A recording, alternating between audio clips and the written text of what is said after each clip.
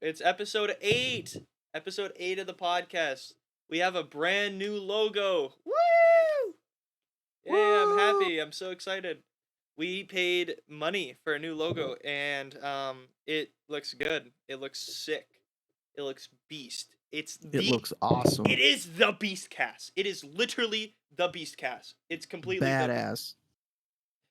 the BeastCast. And because of that, so I wanted to do this. The commissioner was like, "Well, what do you?" Oh, Commissioner Gordon. I wanted to do something like really sick. So I had him put L.A. in the background because movies, and then I have the giant spoon, and then we got the three things we talk about the most: films, video, games, and then the BeastCast logo on this like Hollywood strip. But look at what's on the S, dude. Oh, dude, that shit. Because I told him, I said I want a raven somewhere. I don't care where it is, and he put it like right on the fucking on the S, which was like the most dope fucking place you could have put it. That looks so amazing. Now, if you're wondering what I'm rustling about, it is my extremely overpriced meal. Now, that's what I always said I was crying over spilled beer for, because Raven, you want to take a guess how much this Subway sandwich meal cost me? Hold on. How many Subway sandwiches did you get? One. I would say around 21. $19.67. That was close.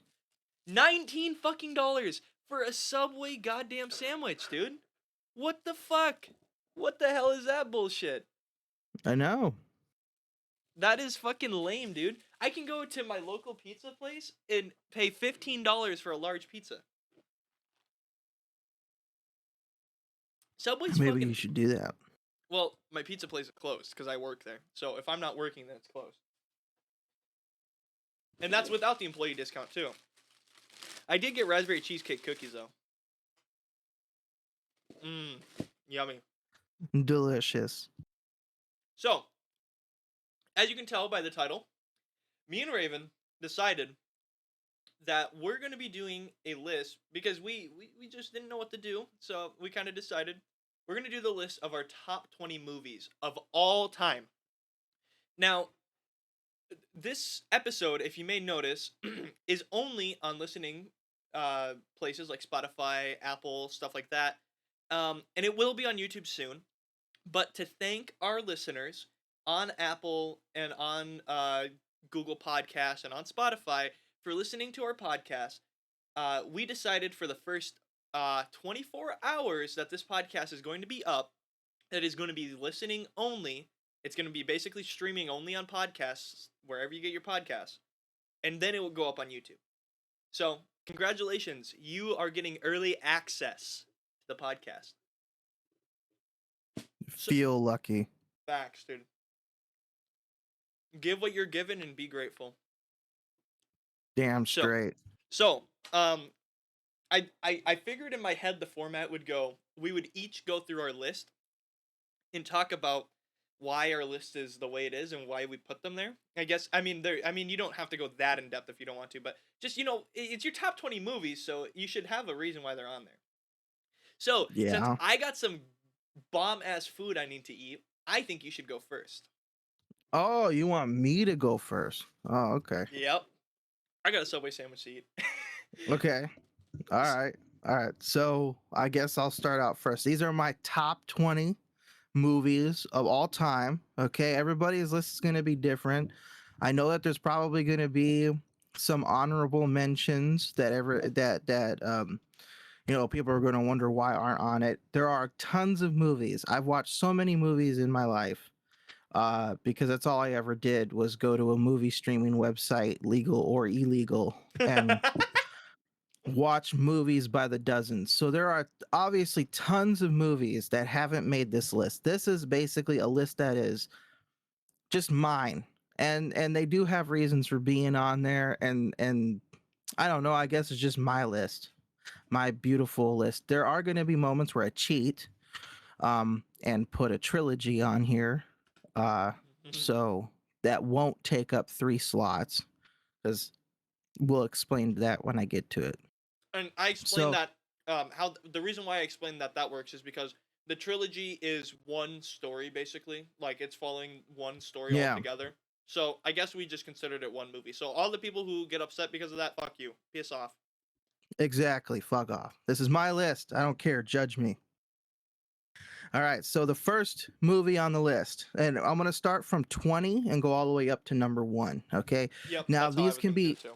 some numbers can be interchanged with each other. Okay. But like the top five movies will never change. Okay. Those ones are listed as they are supposed to be ranked. Everything under five, going from 6 to 20, you can move them around to whatever positions you want. All right. So for me, number 20, The Internship. Ooh. Yes, probably should have looked up actors' names for this. So, The Internship is a movie with Vince Vaughn and Owen Wilson. It's a comedy from 2013. It's about two old dudes basically that decide that they want to apply to be part of Google and they don't know crap about technology. I liked this movie simply because when you watch the movie, at least for me, it's not to me a normal Vince Vaughn or Owen Wilson movie. I'm sure the whole thing is sponsored by Google, which makes it even more hilarious. But to me, it's the this movie actually helped me get through um, a part of my life where I didn't think I knew what I was doing. And it was just like the moral of this movie, where it was just like two old dudes telling a group of young dudes who were clearly smarter than them, like, yo, life isn't all that it's made out to be. It's not everything you see on your phone. Maybe you should, put it down and get out there more. That kind of helped me. And the movie overall is very enjoyable.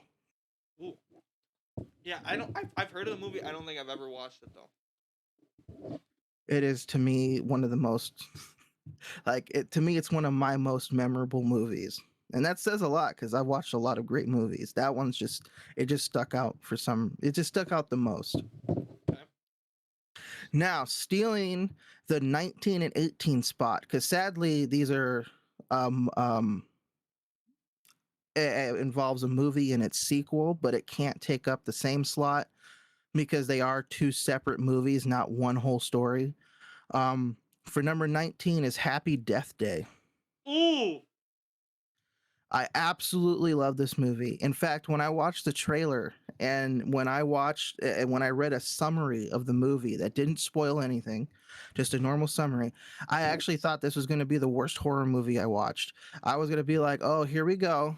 We're going to have some weird teenaged modern Groundhog Day horror movie that's absolutely going to butcher a concept." And I ended up Happy Death Day ended up being one of the rare movies I give a 10 out of 10 to Dude, because I forgot that movie existed, but I watched that when I was younger. Oh, dude, that movie is so good. I've never seen the sequel.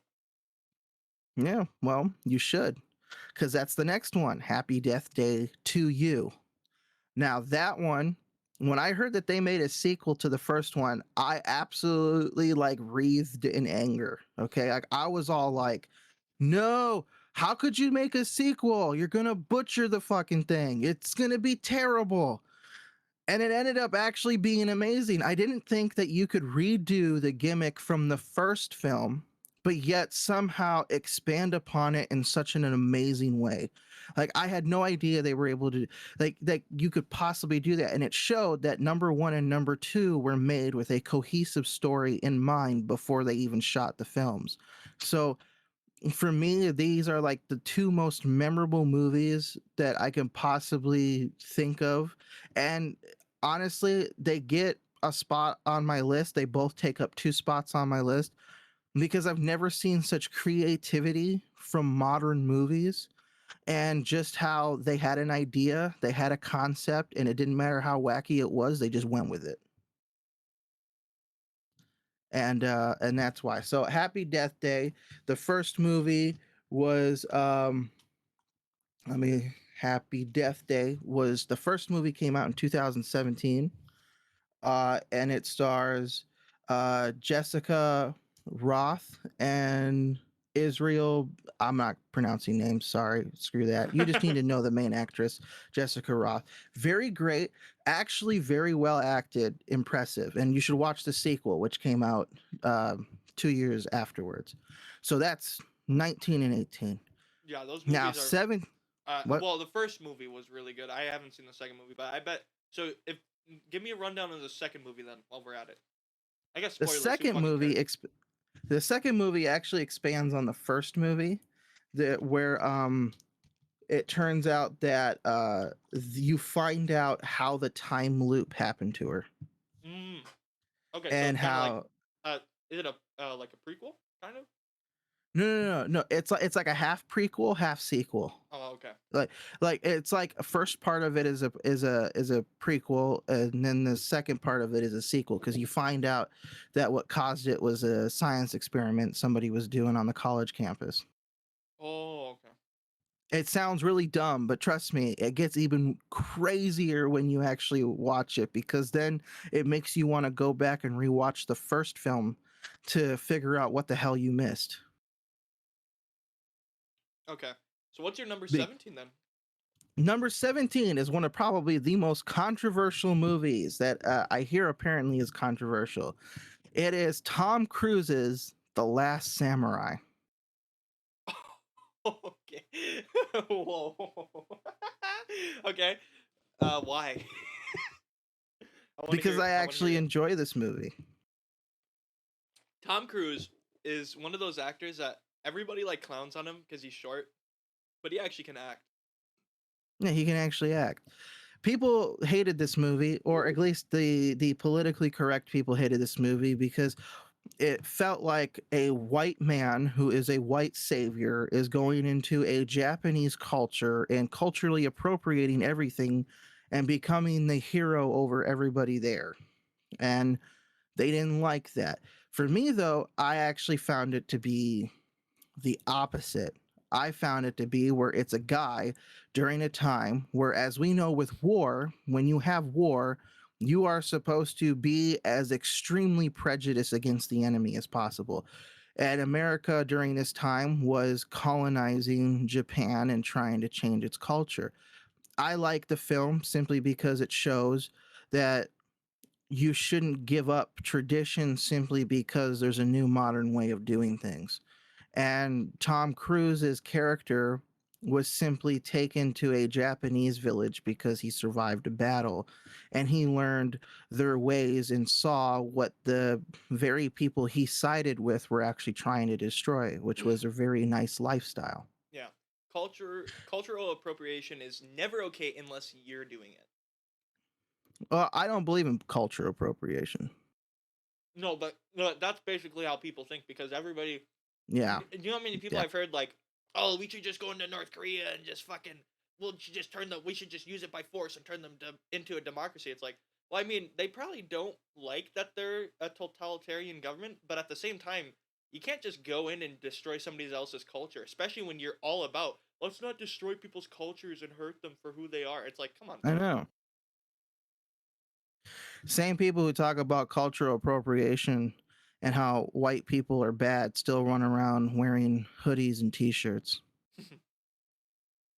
and using computers and TV. So I don't think they have room to talk.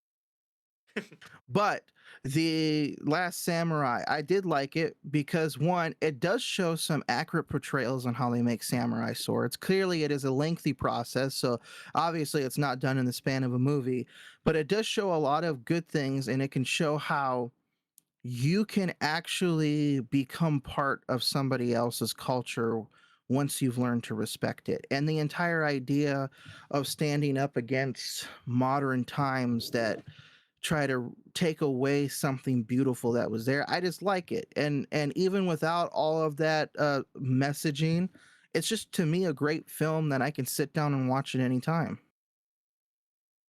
Okay. Yeah. I think And I don't care, people can fight me on it. I think that's reasonable. I think that's very reasonable because it's not high in your list either. Like it's still a good movie, but like you don't put it in your top 10 or whatever. No, So what's it's number still good. 16 then? Number 16. Everybody's gonna laugh.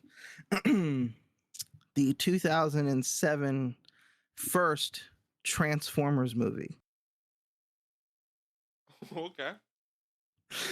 As a kid growing up, I absolutely loved Transformers. Transformers were everything to me. I bought every single Optimus Prime. I had every single Bumblebee. I watched every single animated show. I watched pretty much everything that there had. I have the old very first Transformers DVD, the animated movie.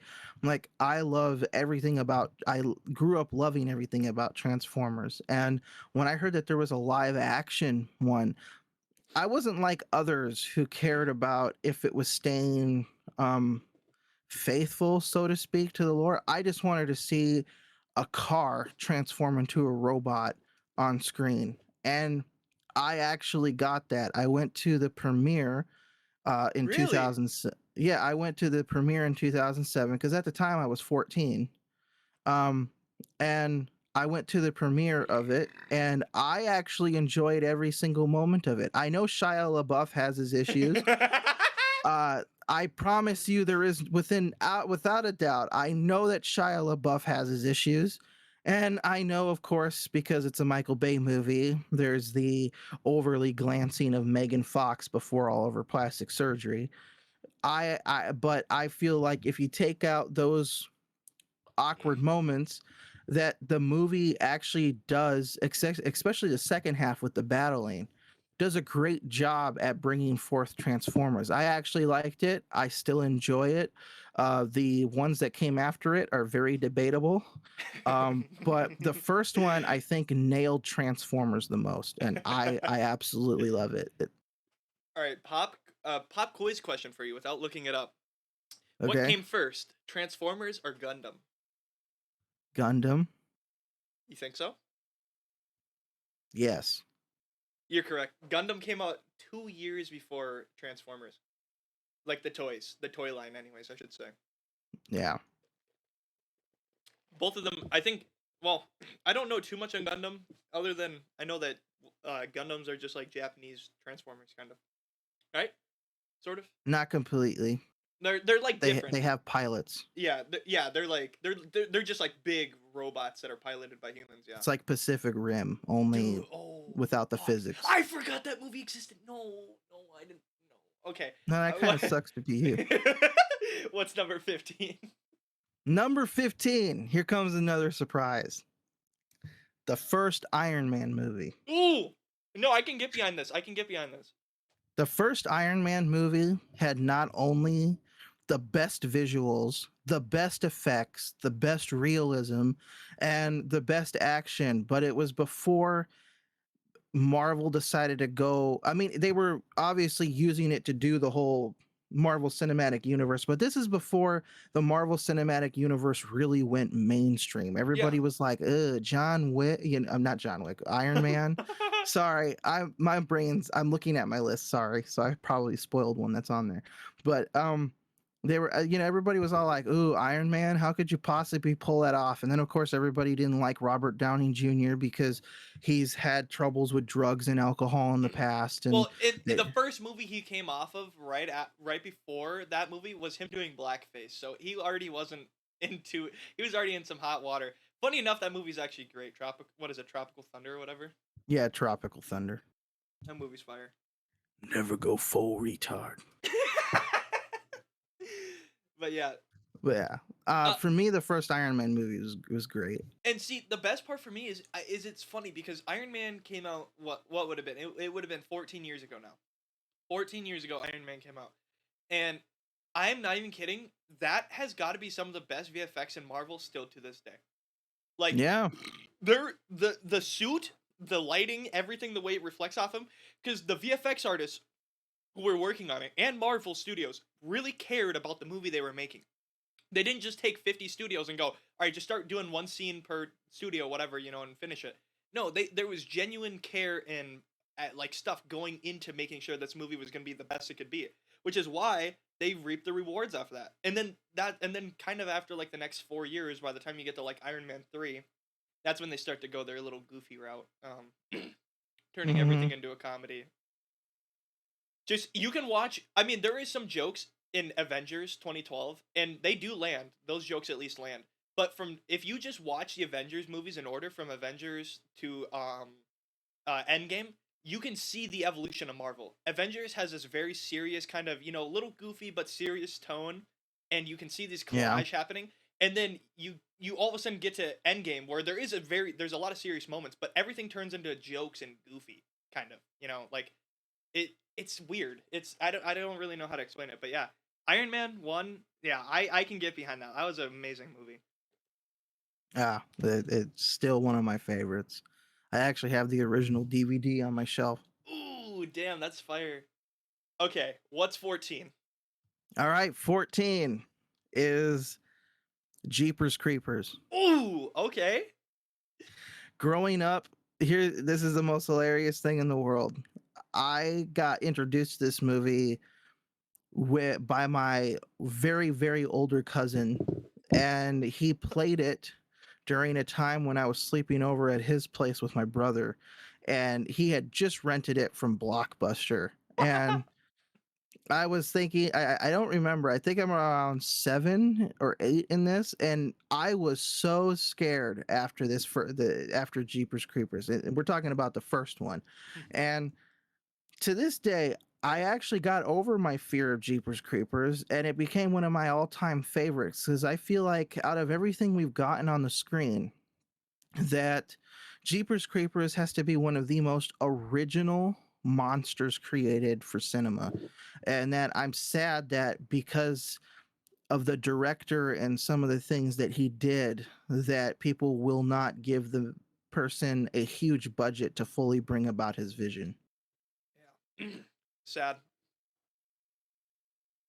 but But it will remain one of my absolute favorites. yeah, the fucking Jeepers Creepers. Oh man, you rented that on Blockbuster? Oh my lordy My lord, dude. cousin did, yeah. Oh damn, I it spaces me out. The last Blockbuster, um, we never had a Blockbuster in where I live here in this small town.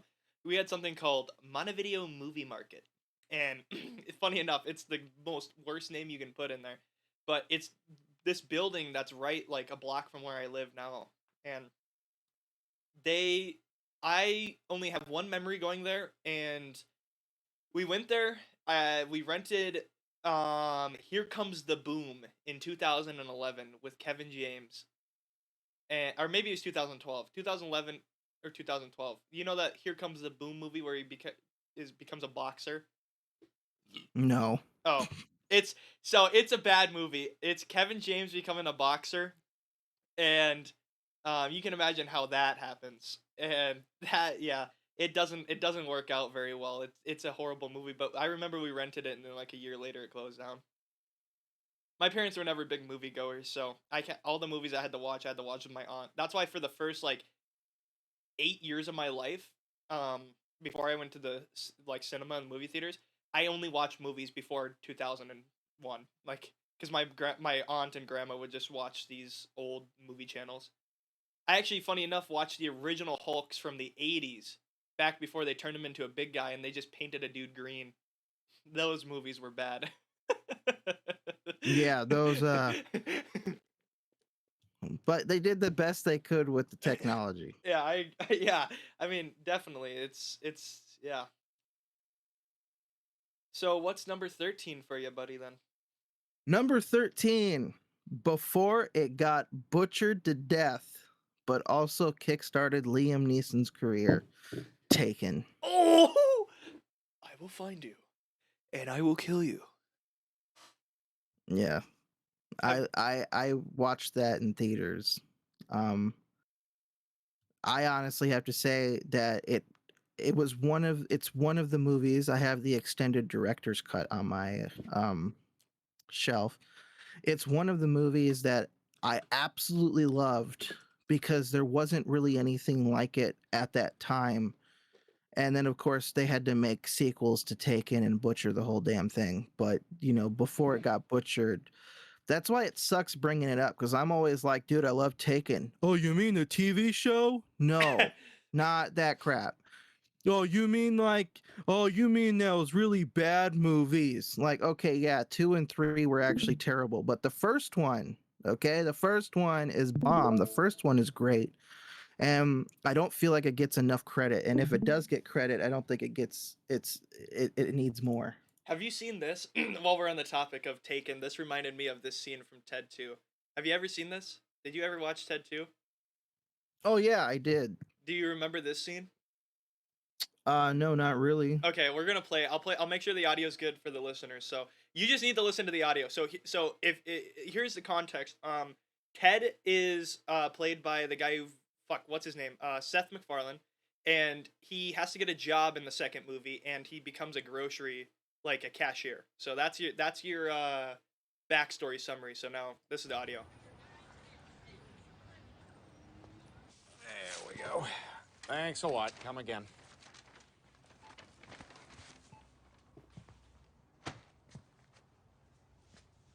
Hey, Hello. I'd like to ask a few questions about this breakfast cereal. Yeah, box of tricks. That's right. I've been led to understand that tricks are exclusively for children. Is that correct?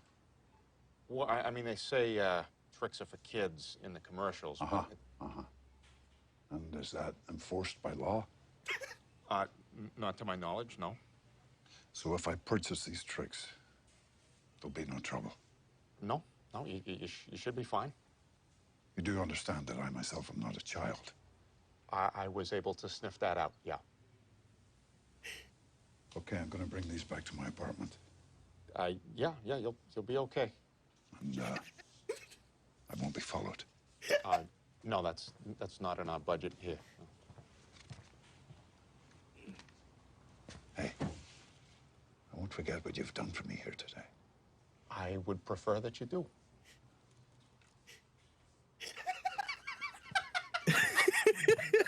Having Liam Neeson be all serious to buy No, a box of no, tricks. no. What's funny? What's the best part about about that is they actually got him to get on there and do that. Like, out of all the people, he had so much fun doing that too. Yeah. that's that's fucking great. Oh, sorry. But no, that's all I wanted to show. So I just made sure to keep the audio, and we didn't have to watch the scene because the scene would probably get us copyrighted because I'm pretty sure that movie's copyrighted. I don't know if the audio Yeah. is. I doubt the audio is. Most The time audio is probably not. most times the audio is kind of hard to trace. All right. So yeah, Taken's a really good movie. Now every single time now you know what I go through. Every single time somebody mentions Taken and Liam Neeson, I I immediately think of that scene. Okay. All right. Now, the next movie on the list, number 12, is John Wick Oh yeah, baby. I love with this movie. with Keanu Reeves. Came out in 2017. I think it was 2017. I Yeah. absolutely loved this movie. Um because it brought about the actually it's 2014. Damn. I actually liked John Wick because it actually changed cinema. It Um, it did. yeah, the gunplay, the action, how the sound, and how they actually, unlike previous movies, actually try to be more accurate in how you're supposed to handle guns and use them in a more trained fashion. Actually changed a lot of future movie making because everybody is now trying to copy John Wick. I mean, there was even a female John Wick movie that came out like called Toxic Blonde, and obviously it wasn't as good as John Wick, but honestly, John Wick really put a stamp in my soul for like, hey yo, what's a great movie? Like it can be amongst everything else on this list. One of the things that I spit out, like, oh, you want a good movie? John Wick. Have you seen John Wick? Yeah. I I don't want to give spoilers to my list, but there may or may not be John Wick on my list as well, and so I don't want to go too much into it. But the the way the only thing I love, and I'll bring this up again when maybe perhaps it comes on my list. Who knows? The fact that there has been 3 chapters, and chapter 4 is coming out in 5 months from now, and we are only it's in the span of a week. All 3 movies take place in the span of basically a week. So John Wick, he starts out, like fully healthy. He's still fucking Uh-huh. brute. And then by the end of chapter 3, he's fucking hurt. He's beat up like really badly, but he's still trucking along. And you can tell like they didn't just like, revamp him where he's all perfect and fine. You can just tell by his fighting style that he slowly over the duration of the 3 movies gets like he gets more and more hurt, and you can just see it in the way he fights where he becomes slower and more like chaotic with his fighting and gunplay. And I love Mhm. that. Yeah. Although I do feel like maybe they need to stop after a while. As much as I love John Wick, They said I chapter 4 felt is like, going to be the last one. yeah, hopefully that it is, because by number 3, I Mhm. was kind of sitting there going, "Oh, okay, can we stop now?" Like, I feel like you guys are ruining what made Even John Wick great. even if John Wick 4 sucks, like it comes out and it sucks, right? Which I don't think it will. But even if it comes out and sucks, I will consider it a perfect trilogy either way. I I'll will. con- I will Yes. consider the first 3 movies a perfect trilogy. A quadrilogy. Yeah. Uh, I mean, if the 4th movie sucks, I'm not going to consider it. But Okay. Yeah. Now, I don't think there's anything more that needs to be said about Keanu Reeves. He's the best. So I guess I'll just move on to the next movie on the list. 47 Ronin.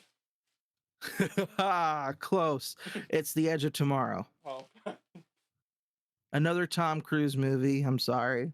I promise there's no bias here. The Edge of Tomorrow is one of those movies that also does a Groundhog Day type of thing, reliving the same day over and over again. But I feel like they nailed this movie. I mean, they had to have. They literally copied and butchered a manga to get it right.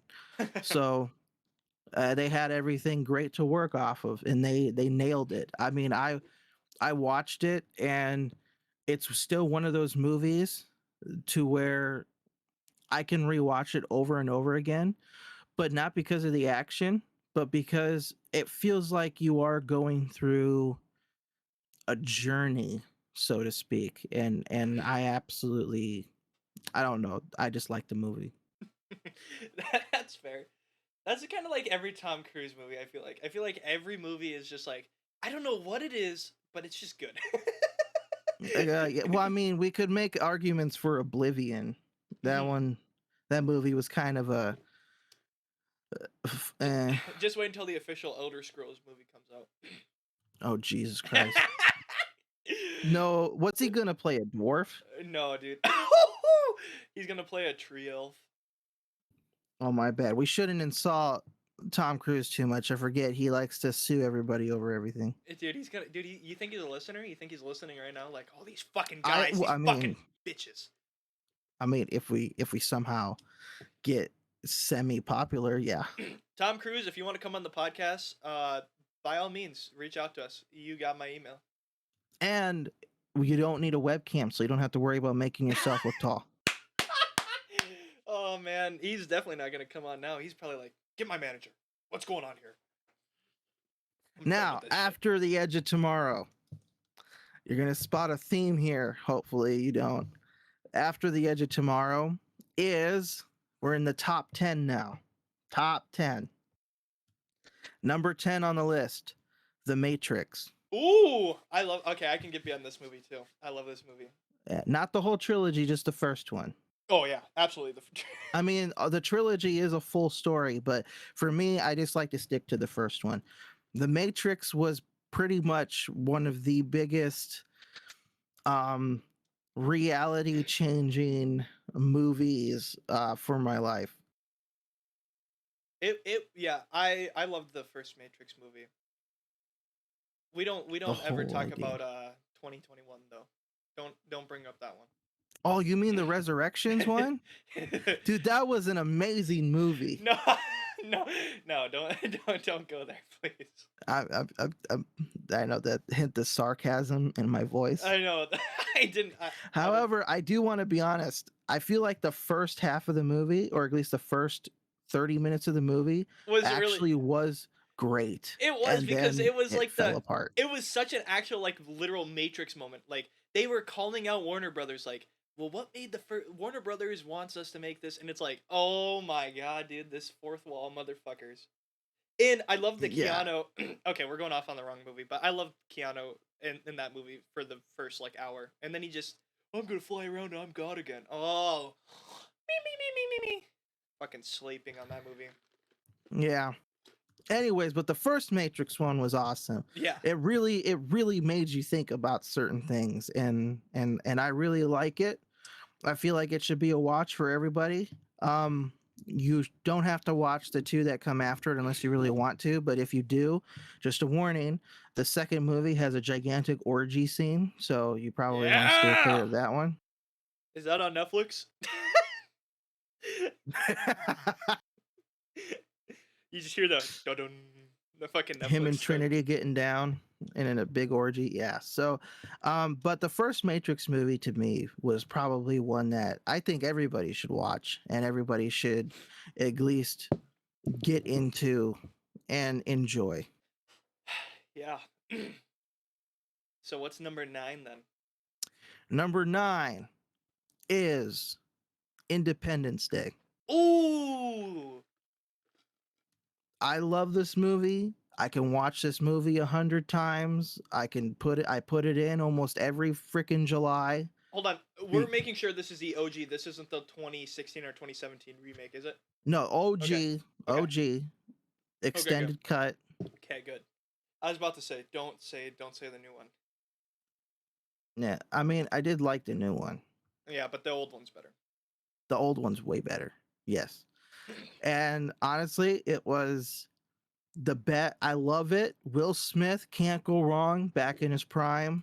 I this movie, I watch it. I unironically watch it every 4th of July. Every 4th of July, you can always count that I'm spending 2.5 hours of my day watching Independence Day. Ooh, yeah. It's a Because this is who I fire am. movie. It's not an I doubt it's on either of our lists, but there's this movie I saw. I actually liked it, but I didn't put it on my list. It kind of gave me Independence Day vibes. It's called Arrival. You ever heard of that movie?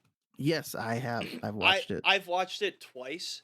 The first time I watched it, I didn't understand, and then I watched a video to understand it, and then I rewatched it, and I didn't put it on my list, but it gave me kind of like that Alien, like, well, it You is needed aliens, a but video to understand it. well, no, because dude, I was like 13. I didn't get it. I was literally so fucking young. I didn't get that shit.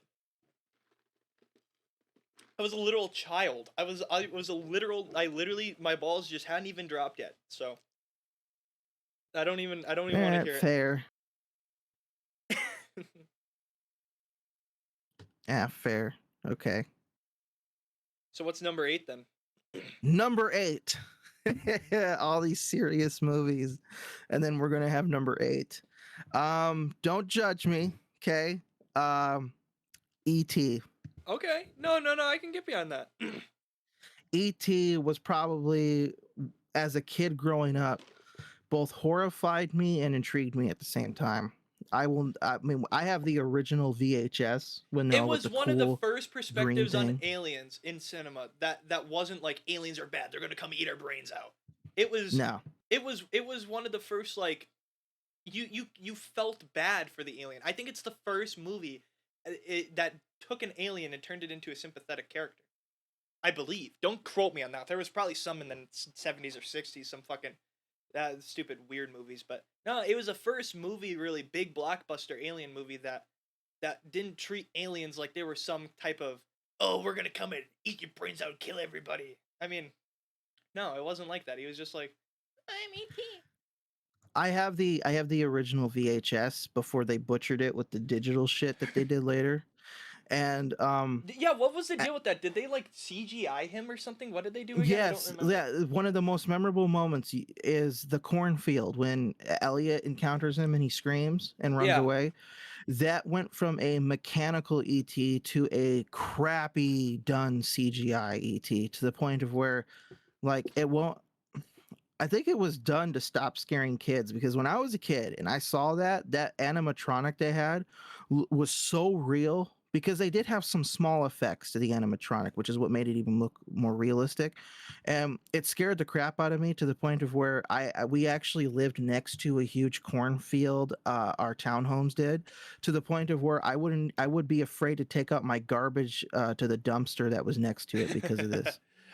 Dude, and then not to forgotten or gone but not forgotten, the ET game that got buried in the Uh, desert. the most mind-blowing Atari The game to most ever the exist. most game of all time. Yes, the most game of all time. It single-handedly crashed the entire gaming market. I love how one game destroyed the entire gaming market. It That phoned home, all right. that would be basically like, that'd be like if Fortnite killed the entire gaming industry now because they put like pornography in it or some shit, some random shit that just everybody was so against. Everybody just hated ET because it was like, oh, we're so tired of this shovelware bullshit. Get this fucking shit off the shelves. Then Nintendo had to Yeah. come and save the day. Back when Nintendo was a good company. Sad. Yeah, sad. Very Number sad. 7. Number 7, The Forbidden Kingdom. Okay. Have you seen it? I have not heard about it. I have not seen it though. The Forbidden Kingdom. It is a 2008 movie that stars Jackie Chan, Jet Li, and Michael Angar.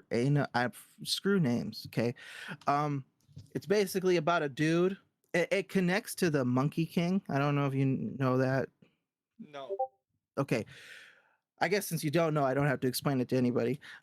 So basically, it's about a legend of a Monkey King who makes his way to the top of a mountain where all of these Chinese gods are. And while they're having a dinner, a fight ensues between a Monkey King and this jealous Jade Emperor for an elixir that can make you immortal. And the Monkey King's staff is somehow casted out into God knows where, awaiting for somebody to return it. And then we get this white dude, this white kid who loves kung fu movies, who visits this old man every day, ends up getting bullied by 3 dudes who try to rob the old man. And somehow the kid gets this Monkey King staff, and it sends him from our world into the reality of the Monkey King, and he has to basically return the staff to the Monkey King while learning kung fu with Jackie Chan and Jet Li.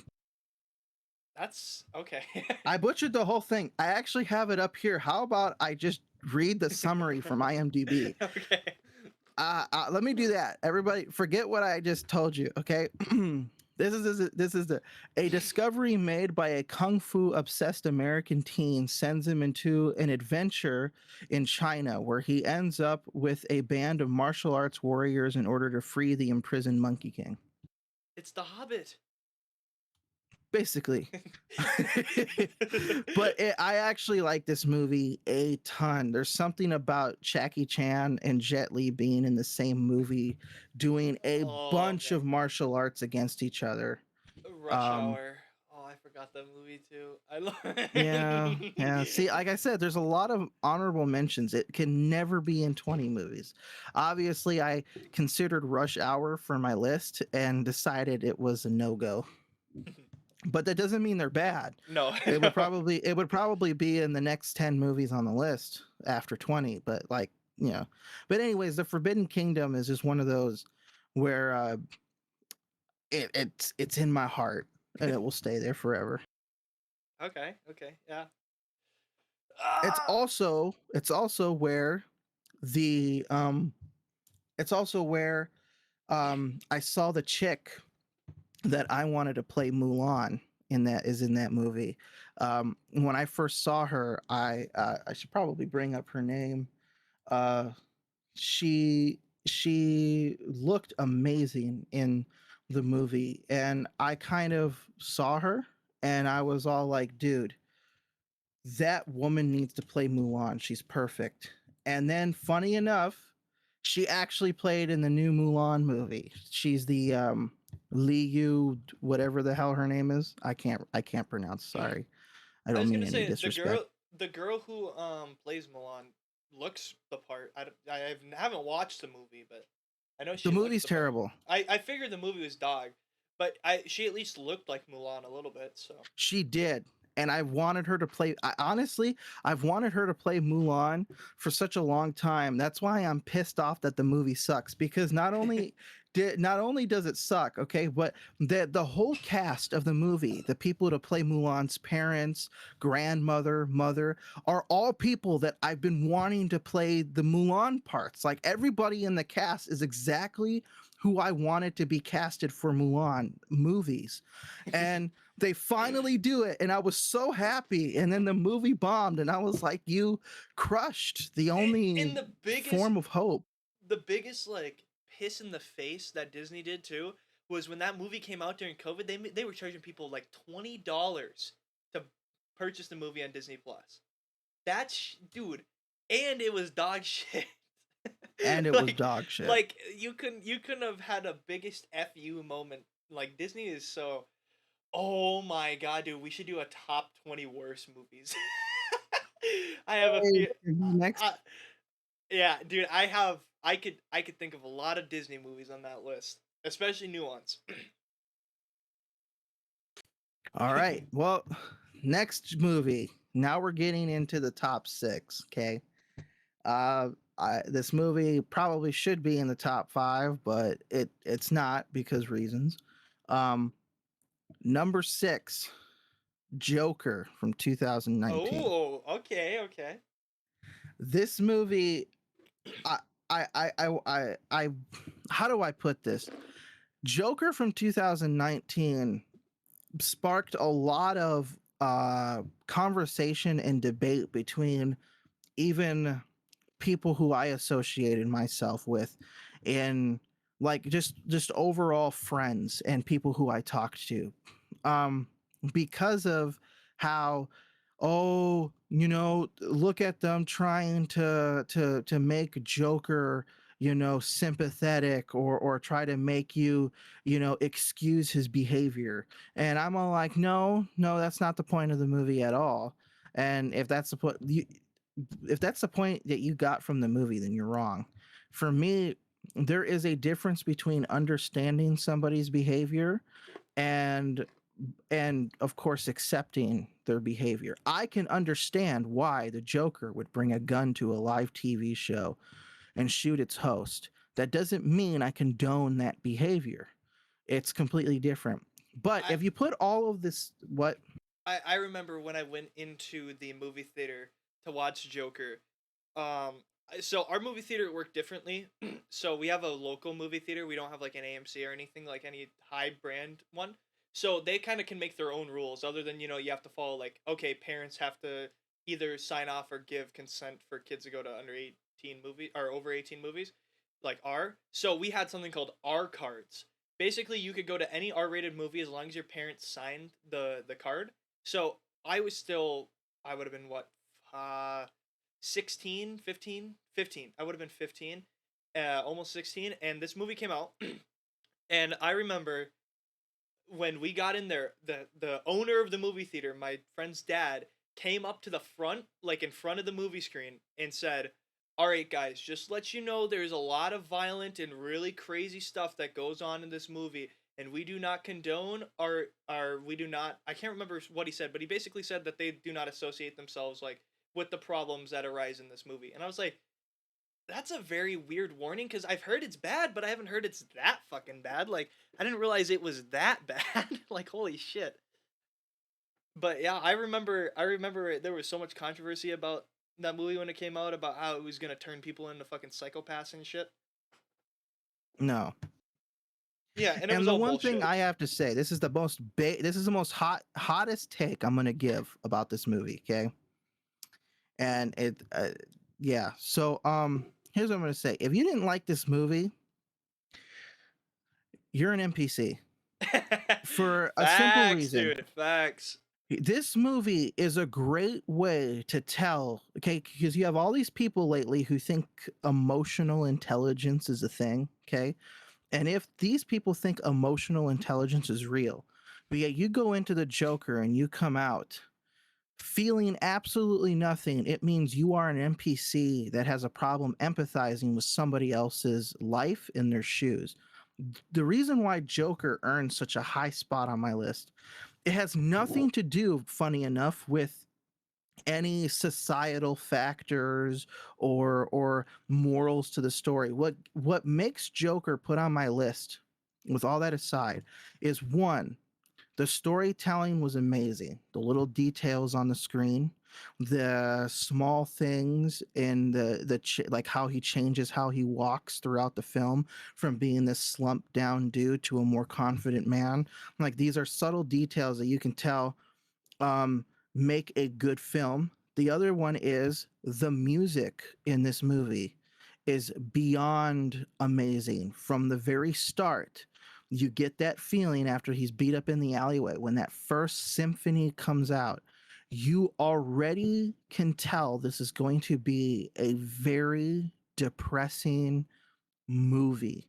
And I like that because it sets the entire tone for the film and it gets you immediately hooked into figuring out like the something about the music just draws you in, and I find it to be amazing. On top of that, did you know, not many people learn this fact, that the dude who directed Joker did the Hangover movies? Really? I did not Yes. know that. And the thing is if you watch the Hangover movies, you wouldn't expect this type of work from the guy, but he went to Martin Scorsese for help on this movie. A small bit. He was all like, I need to be able to do this. And Martin Scorsese does a great job at making movies that can change or stick with you for a while. And so he gave the dude some advice and the dude took it and he made to me one of the best movies that will stick with me for the rest of my life, and I will probably have on my shelf to show all my kids Dude, it is a when fire they're old movie. enough. I want to get a DVD copy of that movie. I did the Blu-ray like special edition of the Batman. I want to get a special edition of the Joker, but I can't really find a sealed copy anywhere of it, which is kind of sad. I bet Yeah. somebody probably has a sealed copy of it still somewhere, but that's one of those movies that I absolutely would love to have a sealed copy of. Very few movies I do, but that's one of them. No. And it's should be on everybody's shelf. Yeah. Okay, now we're into the top 5 for Mr. Ravenbones. Top 5. It's funny because I had such a serious reason for number 6 with Joker. Now let's go to number 5. Star Wars Episode 3. Oh, okay. Revenge of the Sith. I Revenge of the love Sith. seeing a good guy turn evil. Yes. I agree with that. I don't give a crap what anybody has to say about the acting or the script or whatever the hell. The prequel trilogy is beyond a treasure, and so is the episodes 4 through 6. I love them all, but episode 3 is the best. If you're laughing about putting this in your top 5, just wait until you get to my fucking list. Like I can't wait. I can't wait. I love this movie. This is my Star Wars movie. This is my fucking Star Wars movie. I don't think when I think of Star Wars, like the first thing, like quick, think of something from Star Wars. I immediately think of the final fight. So the final fight's set up in the 2. It's set up Anakin versus Obi-Wan, which is like the lightsaber fight, and then you have the fight between Palpatine and Yoda, like the final like the old era is like you can tell this is old era versus new era Jedi's fighting each other.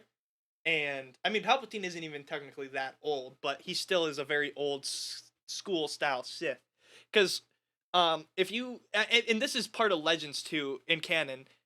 In Legends the Sith in canon 2 people like Plagueis, they didn't want to take over the entire government. They wanted to just have a lot of power. They wanted the Sith to just be powerful and control things, you know, kind of from the background, not necessarily like a full blown Iron Fist. Palpatine was an old school Sith. He wanted the Jedi gone, and he wanted to be the only ruler in the entire galaxy, and with somebody at his side. And he does achieve that in that movie. One of the biggest things for me for that movie is you don't very often get to see the good guys lose. Really, I mean, they technically lose, and and you get to see this transformation of Anakin over the course of, you know, only 2 hours, but it's phenomenal. You see it from the very beginning when you start with Count Dooku all the way to the end. You can see this character transformation that you don't even see in the first two movies through Anakin at all. You don't even need to watch the first two movies to see the downfall of Anakin. Really, you just need to watch the third movie, which is why I love it. I love that movie to death. All right, Yeah, and it's great. yeah. Number 4. Number 4, Pirates of the Caribbean: The Curse of the Black Pearl. Okay. Damn, Pirates of the Caribbean. Okay. Pirates of the Caribbean was originally meant to be a Disney theme park ride, but somebody looked at it and was all like, let's make it a movie. And funny enough, unlike its, sequels, the first Pirates of the Caribbean movie was the um movie that used practical effects. So aside from some CGI here and there for obviously walking skeletons and certain studio parts and some ship moments, the ships that they use in the film actually are real ships. They actually built those ships. They actually shot those ships with cannons, and they actually sunk those ships. I don't remember what Pirates of the Caribbean movie it is, but one of the Pirates of the Caribbean movies, I don't think it's the first one, has one of the greatest CGI scenes of all time, like visual effects scene. And you probably know what I'm thinking of. It's the Mm-hmm. one where he's on the ship and the ship is exploding around him until you get to the final part where the final part of the ship where the last cannonball hits and explodes and you Yes. just see Mm-hmm. him blow up. That scene is one of the greatest VFX shots of all time, and I don't think it ever will Oh be yeah. beaten. The Dead Man's Chest and At World's End has the best CGI, because still to this day, nobody has been able to create such a realistic CGI of Davy Jones. The CGI that they put into Davy Jones, if you rewatch Dead Man's Chest, and I want people to rewatch Dead Man's Chest. You don't have to rewatch the whole thing. Look up YouTube clips of when Davy Jones first enters his first scenes and the rain going off of his CGI skin. You would think that all of that had to be prosthetic with CGI touch up. It's not. It's full CGI. And nobody has ever came close into our future movies of ever being able to recreate such an amazing, realistic, awesome looking. I mean, it makes even Thanos look terrible. Dude, the Pirates of the Caribbean is fucking phenomenal. It is. One of the fuck, I forgot what I was gonna say. Oh, dude, it would be so ass to be a pirate, but it would be so fucking sick to be a pirate, dude. I would love to be a pirate. I mean, other than all the fucking diseases and nasty shit and probably gonna die by the time you're 35, but I think it would be so fucking sick to be a pirate, dude. That would Man, if I could go back in time, I know some places we would be raiding. Dude, pirates are fucking lit. Oh, All right, now, next three. one on the list. The top 3. The top 3. Here we go. Number 1's probably going to shock the shit out of you, but Number let's 1 will talk shock about you. it. It probably will, because it's the Twilight. No, I'm kidding. Wouldn't that be a plot twist? Number 3. I haven't decided if it's the full trilogy, because all the movies are amazing. But I decided if you like the trilogy, you can, in your mind, say that this is the whole trilogy. But I'll stick to the first movie because I don't like throwing trilogies completely on here. Is How to Train Your Dragon. Okay, that's interesting. That's an interesting top 3. I How to Train Your Dragon is something like, again, is if you told me, hey, out of nowhere, a woman shows up, hey, you got a son, he's 10 years old, he needs his dad, and he needs a father to watch a movie with. Pick a movie and watch one with your kid.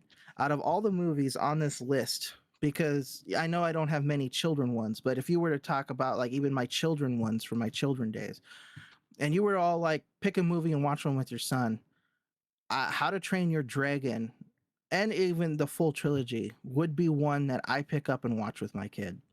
It is probably to me one of the best, newest animated movies that you can possibly give your kid. And honestly, the third movie blew it out of the park. I thought they were going to screw that up.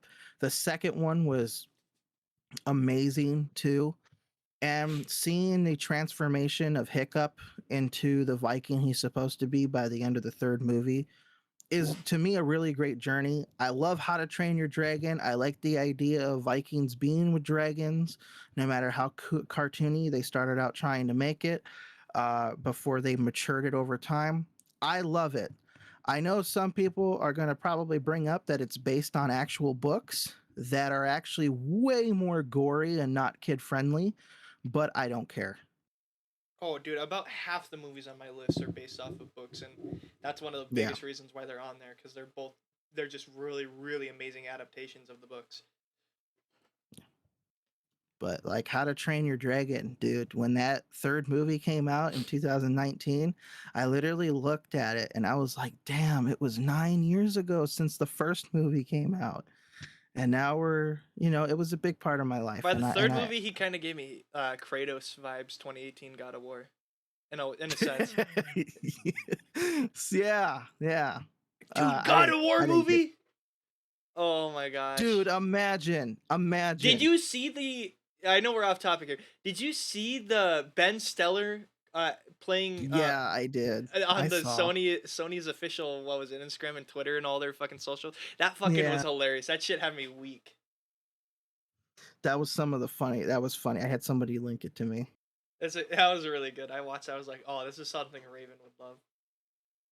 Yeah, it was beautiful. Now, the next one, number 2. This one is a trilogy because it is one cohesive story The that you Hobbit. cannot watch. That you cannot watch from any of like you can't start from the second movie, you can't start from the third movie. If you want to, you can watch the first one and not bother with the next two because like you can make up the rest of the story in your mind, but you cannot watch any of them by themselves individually. Fight me. And that is the Lord of the Rings trilogy. Yep. Yep. That's a tough one to split the movies up into. You cannot split the movies. You basically have to watch it as a trilogy. You have to. Because like you don't know how many times that I've watched, because here's the best part. I have a beautiful news. I have the Fellowship of the Ring, an original Fellowship of the Ring 2 VHS extended edition copy on my shelf. Technically, it's a 4 VHS because there's 2 extra VHS tapes for the appendices, but I have the dual VHS extended edition, and I watched it all the time. Rewound that damn thing so many times and rewatched it when it first came out in 2001. It's basically you can't watch any of this on its own because I had somebody who had never seen Lord of the Rings and they were watching it on TV, which we all know is bad because it's not the extended editions, and they were literally starting off like from Return of the King. And they were all like, I don't understand this. Why is that ball bad? Like the Palantir. And they were all like, why are these hobbits even here? How come they're shorter than everybody else? Like, what's going on? I'm like, did you not see? They're like, no. And I literally turned off the TV. I switched it over to the DVD player. And I was all like, let me introduce you to the extended editions. Are you ready? And you have to start from the beginning. You can't fucking start from the third movie. Exactly. You have to start from the beginning. But the Lord of the Rings trilogy will always be one of the most cinematic masterpieces of cinema. Sadly, after you read the Lord of the Rings book, you realize how much was really left out. But I still give Peter Jackson props for at least trying to bring out the abridged, important summary parts for the casual to enjoy on a screen. I love it. So now I'm hoping number 1 is the Hobbit trilogy, of course. No, number one is going to shock everybody. Are is it? you ready? Woo! I'm ready. Drum roll, please. Oh, I didn't mean a little one. Okay. Number one, Beauty and the Beast, the animated version. Oh, okay. So the 70s one? Or was it newer than that? I think it's newer than that. Which I think 1991. Oh, okay, so yeah, it's way later. I thought it was in the 70s, but no, okay. Beauty and the Beast. Beauty and the Beast, 1991 animated one from Disney, is number one on my list. Beauty and the Beast. I've watched that movie so many times, but I absolutely just don't remember anything other than there's that one guy that's just so pissed off on the Beast, and then there's the old lady who is Maleficent. Is that who it is? Or is No? that who's the witch in that one? Who's like who's the old witch bitch in that movie? There's not an old witch in this movie except for the very beginning. Didn't she pretend? Oh, is that Sleeping Beauty? Oh wait, no. Wait, I'm fucking confused now. God, all the beginning of Beauty and the Beast starts out with the tale of a prince who was obviously arrogant, selfish, the normal rich person type of issues. And when there was an old woman who needed help that knocked on his castle door, he treated her poorly, and she turned out to be a witch and cursed him into the form of a beast. And that's the only time she's mentioned or shown. Okay. Because I can't remember which. I get all those movies mixed up. Like Snow White is, I don't remember what witch is in that one or what old lady. Disney movies are those old Disney animated movies. They're different, but they all follow a very similar trend a little bit. Yeah. Well, Beauty and the Beast for me remains a number one film for me for very, very personal reasons. It was the first movie you got laid to? Basically. So that's why I love it. And I honestly, I'm going to mention the live action version. It doesn't make a thing on this list because they did screw up a lot of things. But I do have to say, with the live action version, near the end, the battle with Guston actually becomes more brutal than I thought it was going to be. I actually didn't think that was for kids because in the animated version, Guston is shooting the beast with an arrow. Whereas in the live action version, he's literally loading a flintlock pistol and shooting him 4 times. Like brutally animal put down type of execution. Get fucked in and it.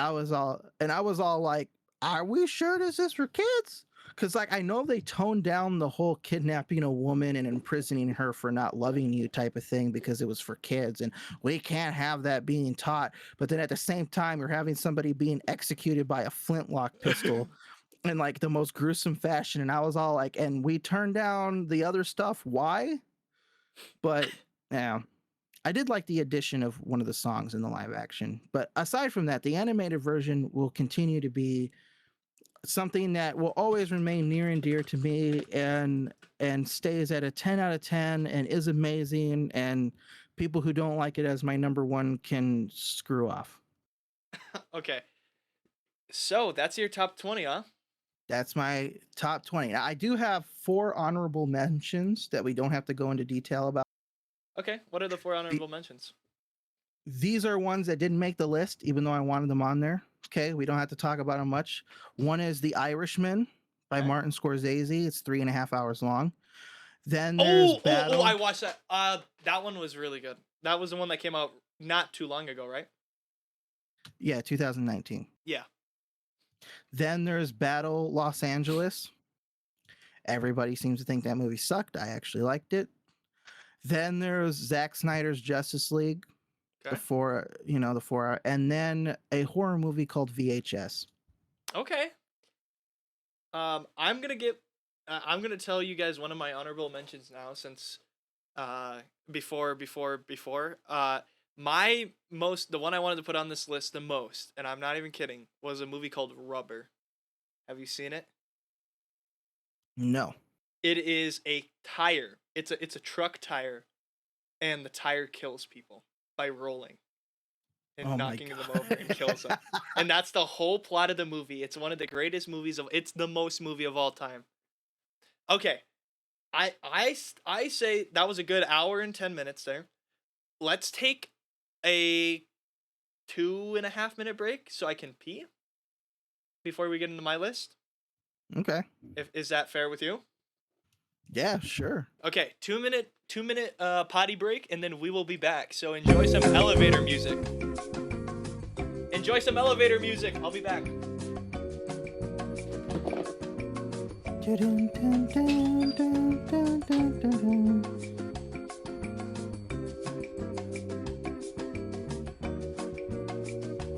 I mean, he's taking a break, but I'm not. I don't have to pee. He doesn't know this.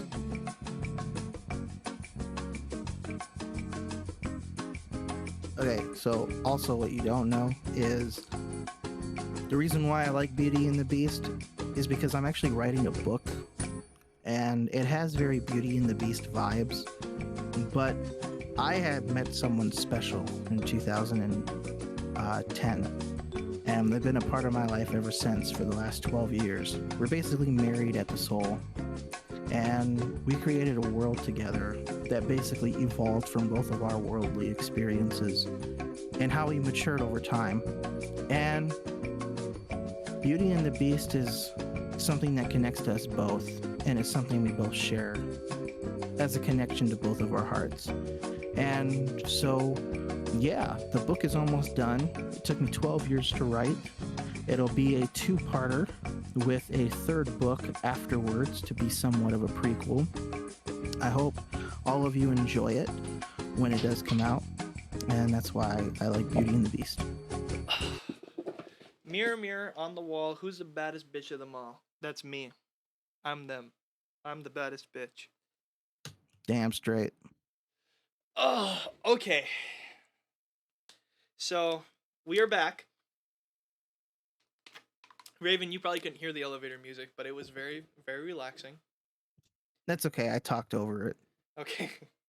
Well, I don't know if you talked over it, because that shit was loud. I made sure that shit was going crazy, but it wasn't too loud. I think Beautiful. you probably could get over it. So, now we're going to my list. Now, my list is a little different because, of course, I'm a different I'm person. excited for this. Because my list can get is a little wacky, a little goofy. Starts off really goofy, has some really weird plot things. Mainly, my biggest thing is there's two things when I look at a movie. I look at a movie for the story, usually if it's based off a novel, how well it represents the novel, and how well I actually enjoy that story from both the novel and the movie itself, and then off of cinematography, mainly how the movie was shot and filmed. I'm a really big guy about camera angles, about how things are done, if they're done properly, VFX, if so the VFX is good or not. So that's why I have a couple movies on here that don't necessarily have the greatest plots of all time, but are phenomenally nice to look at and are Rings of Power. yeah. No, I wouldn't even consider that. Even if that was a movie, I don't think I'd put it on here for sure. Might go in my top 20 worst. Okay, I'm So- sorry. I didn't mean to interrupt. So, my list of movies starts out with number 20, and this is exactly what I'm talking about. With cinematography, is The Wizard of Oz, 1939. The Ooh. Wizard of Oz was one of the first movies in color, and while it is based off of the novel and it does an okay job representing it, The Wizard of Oz was one of the first movies to not only to have the 3 check marks of a modern movie. Uh color, audio, and music. It had dialogue and audio, it had music, and it had a colored video picture. Even into to the late 40s, most movies still weren't going colored picture. This movie was a way ahead of its time. This movie, when you watch The Wizard of Oz, you would tell it's old, but you would think it's from the 60s or 70s. It's from the 30s. And while there has been multiple renditions, like for example, there's a lot of controversy about the hanging munchkin, the hanging dwarf kid in the back. I don't know if you've ever heard about that. About Yeah, I've heard it. yeah, there's been a couple times where they've had to edit some things out. And there's been a lot of times where they treated the dwarves, like the people in real life, very very very poorly. But other than that, it gets the job done, and it's a phenomenal movie. I love it from start to beginning. I love Dorothy. I love the Wicked Witch of the East and the Wicked Witch of the West. They're both or I guess she's not really wicked in the East. She's the oh, I'm bubblegums and rainbows, you know? And Woohoo! I also love how the Witch of the East is she's such a troll. Like you could honestly even consider her the Witch of the East because she could have stopped everything from the beginning, but just was like, no, I want to see you go on. I want to see how far you get, and she fucks up the Witch of the West. I love it's a phenomenal movie all around. It's one of my most favorite movies of all time, and I have a lot of fond memories because, like I said, I used to watch a lot of old movies when I was younger because I never got to go to the cinema, and that is one of the movies that I watched a lot because that's one of my aunt's favorite movies. She watched that as a kid. So put that into perspective, my 67-year-old aunt watched that as a kid. So she's my great aunt, by the way, not my grandma's uh, daughter. So coming in at 19, I have one of the greatest movies, animated movies for me growing up, and honestly, you know what, still kind of comes today because it has a really good message. The Lorax 2012, and I threw in the Lorax 1979 just because they can kind of. The Lorax 2012 just has a bunch of extra plot points, but they both have the same message and same idea.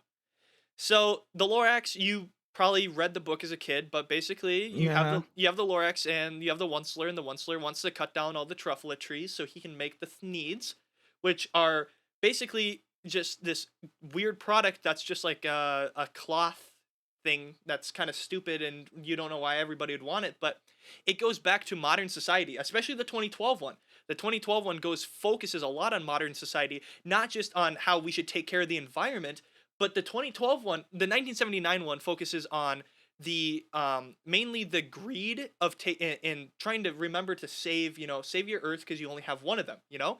But the 2012 one Yeah. focuses a lot on not just that, but also corporate greed in the world and how greed can lead to some of the biggest problems in the world, not just the United States. You see the Onceler go from this guy who just wants to make a cool product and he's really happy and everybody loves him, and then he slowly, over the duration of, I guess, the prelogue, the pre main storyline, you see him turn into this monster basically, where to the point where he the scene that best represents it is there's a part of this song towards the middle of the end called how bad can I be, and you see him go from this everything's all light and happy, and then you see him turn into this big monster with it turning dark and nasty outside, and all the trees are getting cut down, and you just see how greed can turn somebody, like even a nice guy, into somebody horrible. And then it comes full circle with Ted and all that, and I love the movie. I growing up, it had a really good message and it was fun to watch. It's eye candy basically. It's really beautiful to look at because old Yeah, it's Illumination, well animated. Illumination Studios movies are awesome. And even to this day, I mean, I watched the new Despicable Me movie and I thought it still looked amazing. They do a phenomenal job with their 3D animation. I don't Illumination isn't the one that Steve Jobs started. That was Pixar, right?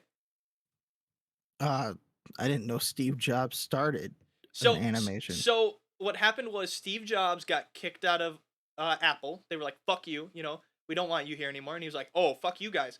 So he took his idea of business and how Apple worked and created a studio called Pixar.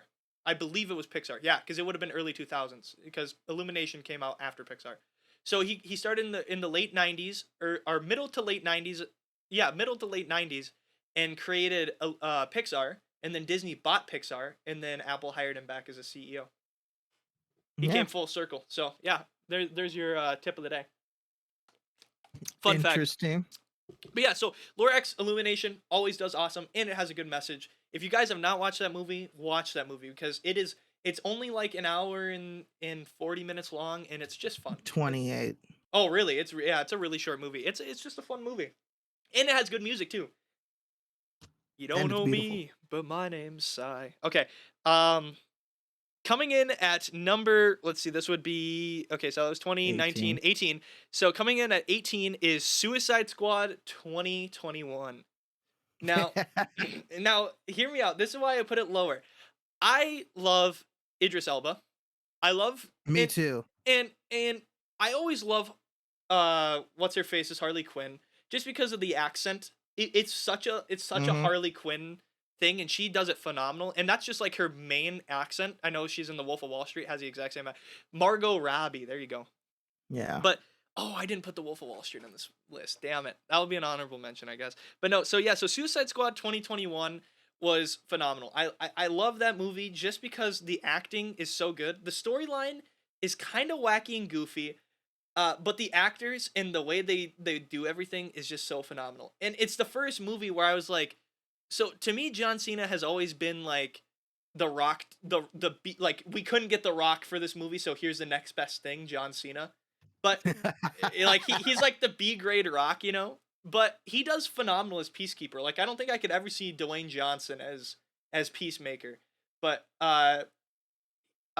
John Cena does really good as Peacemaker. I think, and Ratcatcher is played by a really good person, and Polka Dot Guy. That was one of the things that was really weird to me, because he's such a the way they like where he sees everybody as his mom. That scene really is funny to me, where he sees like the big monster as his mom, and he's like, oh my god, he shoots the polka dots and fucks it up, and then just gets squished. He just dies. I fucking love that. That was so funny. And the Mhm. cinematography is amazing in that movie too. Not to mention the beginning bait and switch of the Suicide Squad, because you have all these people from Suicide Squad 2016 plus all these new Yeah. characters, and then they all get fucked up on the beach, and then you're like, what the fuck, is the movie over? Like, what's going on? And then cuts to the B Squad, or whatever the second Suicide Squad is called. But yeah, Bloodsport, Idris Elba was amazing. The guy who plays the doctor, the bald guy with the thing sticking out of his head, he plays Doctor Who. He plays as the Doctor in Doctor Who. He's an okay doctor, and he does really well in that role too. But yeah, so Yeah. that's why I love that movie. So you may notice a theme here. I have a decent amount of superhero movies on this list. Coming in at number 17 is Shang-Chi. I love Shang-Chi. Ah. A lot of people don't like Shang-Chi because it does follow a lot of the problems that post Endgame problems have. But Shang-Chi really felt like they were trying to make a movie, and not just trying to grab a quick buck. The actors felt like they really were enjoying the role they were playing, especially the main guy. I can't remember what his name is, who plays Shang-Chi. You could just tell he was having fun with that role, because that was like his go-to role. He always wanted to play that as a kid, and he got the opportunity to play it. But it gave me old Jackie Chan movie vibes with the martial arts, Yes. and the way everything was, especially during the beginning of the movie. The ending of the movie kind of falls off a little bit, but it goes into that Chinese mythology, and it's like a hybrid of Chinese and Japanese mythology, and we haven't seen that in Marvel yet, which was awesome to see. And it also set up the second Shang-Chi movie with his sister as being the main villain, and I think that would be awesome to see, because I always love an anti-hero. And that's what she is. Me too. She's not necessarily a villain, she is an anti-hero. Kind of like Wanda a little bit. Except Wanda just becomes evil. But yeah, I love that movie. It was genuinely, like, in a time of bad Marvel movies, it really stuck out.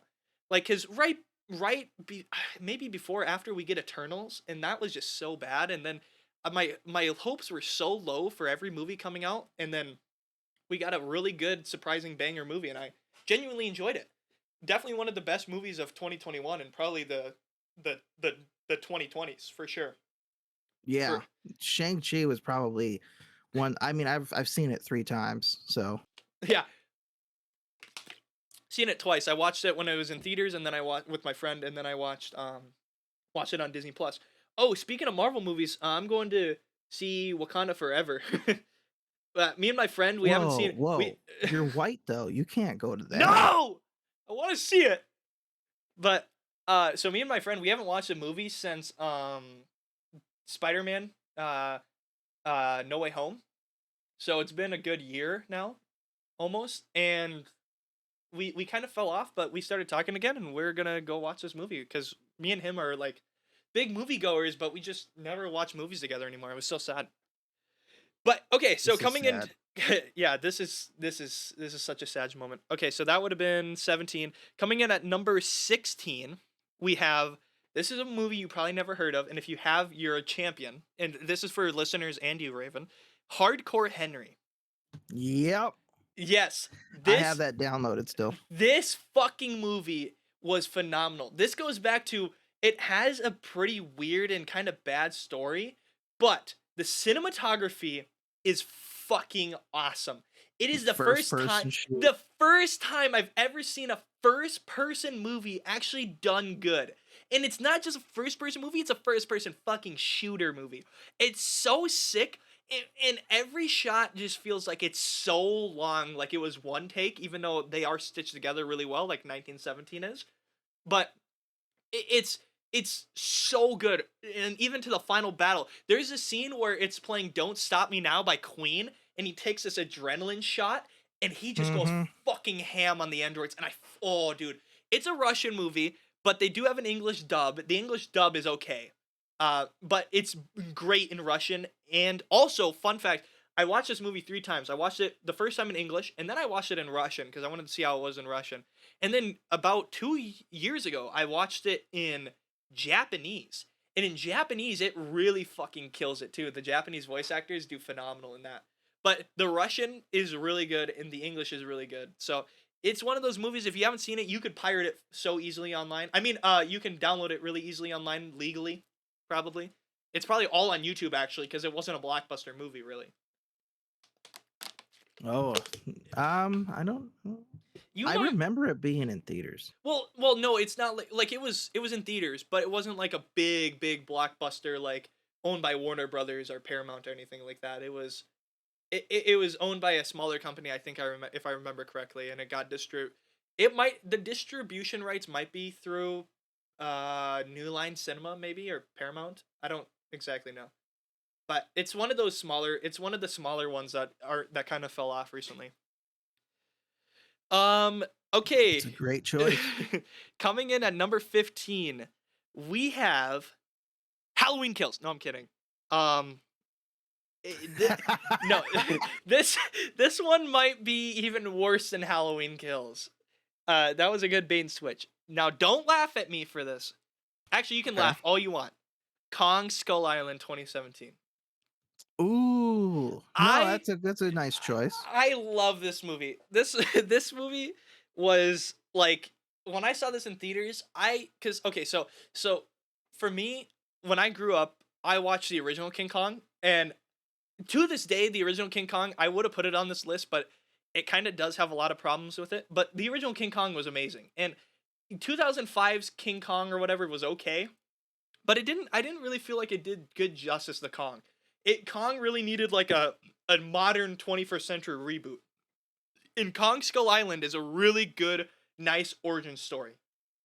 Like a new origin story. Like not set in the 30s, not set super long ago. I mean, it's long ago now, but it's set in the 1960s during late or middle to late Vietnam, and you get all these or maybe it's early 70s, late 60s, early 70s. You get this awesome Vietnam-esque with all the helicopters and all this and the attire and everything that you learn about the guy who got lost like with the Japanese dude in World War II on the island, and then you just get this awesome backstory to Kong and the island, and I love it. I love it. I love Skull Island. It was a phenomenal job, and the guy who plays in the what is it? What's that show called? Roseanne? The guy who plays in Yeah. Roseanne, the dad. I don't remember what the actor's name is. Damn it, I know this one. He also played in that other movie, Cloverfield Lane or whatever. That movie Yeah, was 10 really good. Cloverfield Lane. Yeah, 13 Cloverfield Lane, I think it was actually. No, it was 10. Really? Okay, never mind. Sorry. But yeah, can't remember what his name is, but he did a phenomenal job in that movie. He dies decently, I think, in the middle of the movie. But a lot of the actors, it has oh, dude, John Goodman. dude, do you know who's in that movie? Brie Larson, and she actually does a good job. Like, I'm not even kidding. And nobody knew she was fucking in the movie either. she actually did a good job. It's one of the only good job movies I can give her applaud for, because it was not bad. She does okay as the good love interest. But yeah, so it was a good reboot to Kong, and sets up the Kongs in the Godzilla universe so well, because then you get Kong versus Godzilla, and that movie's not good, but it's awesome to watch the fight scenes in that movie. It's awesome. Yeah. But the story kind of drops off. Okay, so that would have been God, because I have this on my Apple thing, so everything's backwards. So that was 6, which would have been 15. Okay, so coming in at number 14, we have The Martian. This movie has, I believe, Matt Damon as The Martian. I think that's who plays it, or it's the other guy that looks exactly like him. Yeah, it's Matt Damon. Yeah. So The Martian was one of I read the novel for this, and actually, funny enough, I didn't go watch this in theaters. I think this movie came out in 2014 or 15, or maybe even 2013. But I didn't watch it in theaters. One of the only movies I didn't really watch in theaters that's on this list. Well, I guess Wizard of Oz, but so The Martian was phenomenal. I read the book in 6th grade, and then I loved it so much, I was like, oh, I'll see if there's a movie. And there was. And the movie is amazing. They leave out a few parts, but I just love the idea of potato farming on Mars. That is fucking awesome to me. That is hilarious. This guy who's so smart, he finds out a way to basically grow his own vegetation on the Martian soil, and how he's trying to get off this planet so much in the struggle, and you can see all the problems, everything that arises to him. It's awesome science fiction. You could almost see it, like to me, I could almost see that happening like 30, 40 years from now. Like in the 2050s or 2060s, and like in real life, I could see like something like this happening, where this guy, super smart scientist, has to figure out, he's stuck, and he has to figure out like a way to get off, and they beeline back for them even though they're told not to, and then he has this awesome, there's this fucking Superman scene, like where he's like, just be Superman, and he pokes the hole in his glove so he can get the boost while he's in space. And by the way, yeah, they did a lot of research on how things float in space and stuff like that, and so that scene is actually accurate to, if you wanted to actually, like, it's almost completely accurate if you actually were to poke a hole in your suit or whatever and use the air. Floating air will push you like that, and you don't need a big push, you just need a small push. It's awesome. Everything down to the atom, and also the guy who wrote it, I believe, is an astrophysicist. So a lot of the stuff in the movie is plausible that you could in theory do. You could in theory, the soil is kind of has nickel and copper and other things in it, but there's ways to get rid of that, and you could actually potato farm on. It's one of the only plants that you could farm on Mars, because potatoes grow in literally fucking cum and mud. So potatoes, like everything, like every other plant, it needs like, oh, I need this much water and I need this. Potatoes, fucking put me in the ground, bitch. I'll come out. Yeah. Potatoes just grow. Put me in the fucking ground. Okay. So that would have been 14, right? No, God, I'm not even keeping track anymore because I'm getting so in depth in my movies. So that would have been, let's see, 20, 19, 18, 17, 16, 15, 14. Yeah. So coming in at number 13, I have one of Kubrick's best works of all time, A Clockwork Orange. This movie is very accurate to the novel, and I love the novel. I read the novel after I watched the movie, but I rewatched the movie just this week for this list, because I wanted to put it on here, and it holds up. The Clockwork Orange follows this tale of Alex, and you see this dystopian, semi-futuristic dystopian government in society, And you almost, well, the Alex does do, he rapes people, he does a lot of bad things. You feel sympathy for this guy because he is just basically an amalgamation, I guess is the right word, of society around him. He is in this very young centric society where there's a lot of old people, and young people basically can kind of semi get away with whatever they want. And the city and the world turns him into this uh like killing machine. And then that's why it's called a Clockwork Orange, because he turns into this, basically this machine for the agenda. And then after he gets caught, he turns into the opposite. So the people, the government, want to start pushing the opposite agenda. So then he becomes another machine of agenda and propaganda for the government. He goes through all this torture, like basically like some of the most ridiculous and craziest shit. He sees like rapes, he sees killings, he sees genocides, he sees people dying everywhere while listening to Beethoven, this classical music, and it ends up turning rewiring his brain to turn into this like um what's the word? Like this perfect person. And to the point where whenever he sees violence or hears music or anything, he feels sick and wants to throw up and kill himself. And they use that against him as basically a propaganda machine. And he the reason why it's called a Clockwork Orange is because he starts out as this, like, not at the beginning of the movie, but he started out as a child as this beautiful perfect fruit orange, and turns into this this dirty machine used against his, not only himself but the people around him. And it's it's a really awesome movie, and Alex has one of the greatest character developments I think of any person in fiction of all time, in the novel and in the movie. And Kubrick with his one takes are phenomenal. He filmed the entire, every shot is, we're going to do it once and we're doing it once only. And you get this the cinematography is so beautiful because the standard was so high with Kubrick that everything had to be perfect, and everything is perfect. And the guy who plays Alex, I believe his name, it's Malcolm McDowell. He was a phenomenal actor at the time, and he does play a few other things, but other Oh, than I the love him. other than the fact that he's British, I hate British people, but um he does, yeah, it's phenomenal. The movie is, now I must tell you, if you I will recommend this movie to you under one condition: you understand the, basically the warning beforehand. There is rape, there is death, and there are British people. So be warned, because it gets very loud and it gets very loud and very difficult, but you can, once you look past it, you can really understand the problems that occur in Alex, and you get to watch a phenomenal story with great cinematography.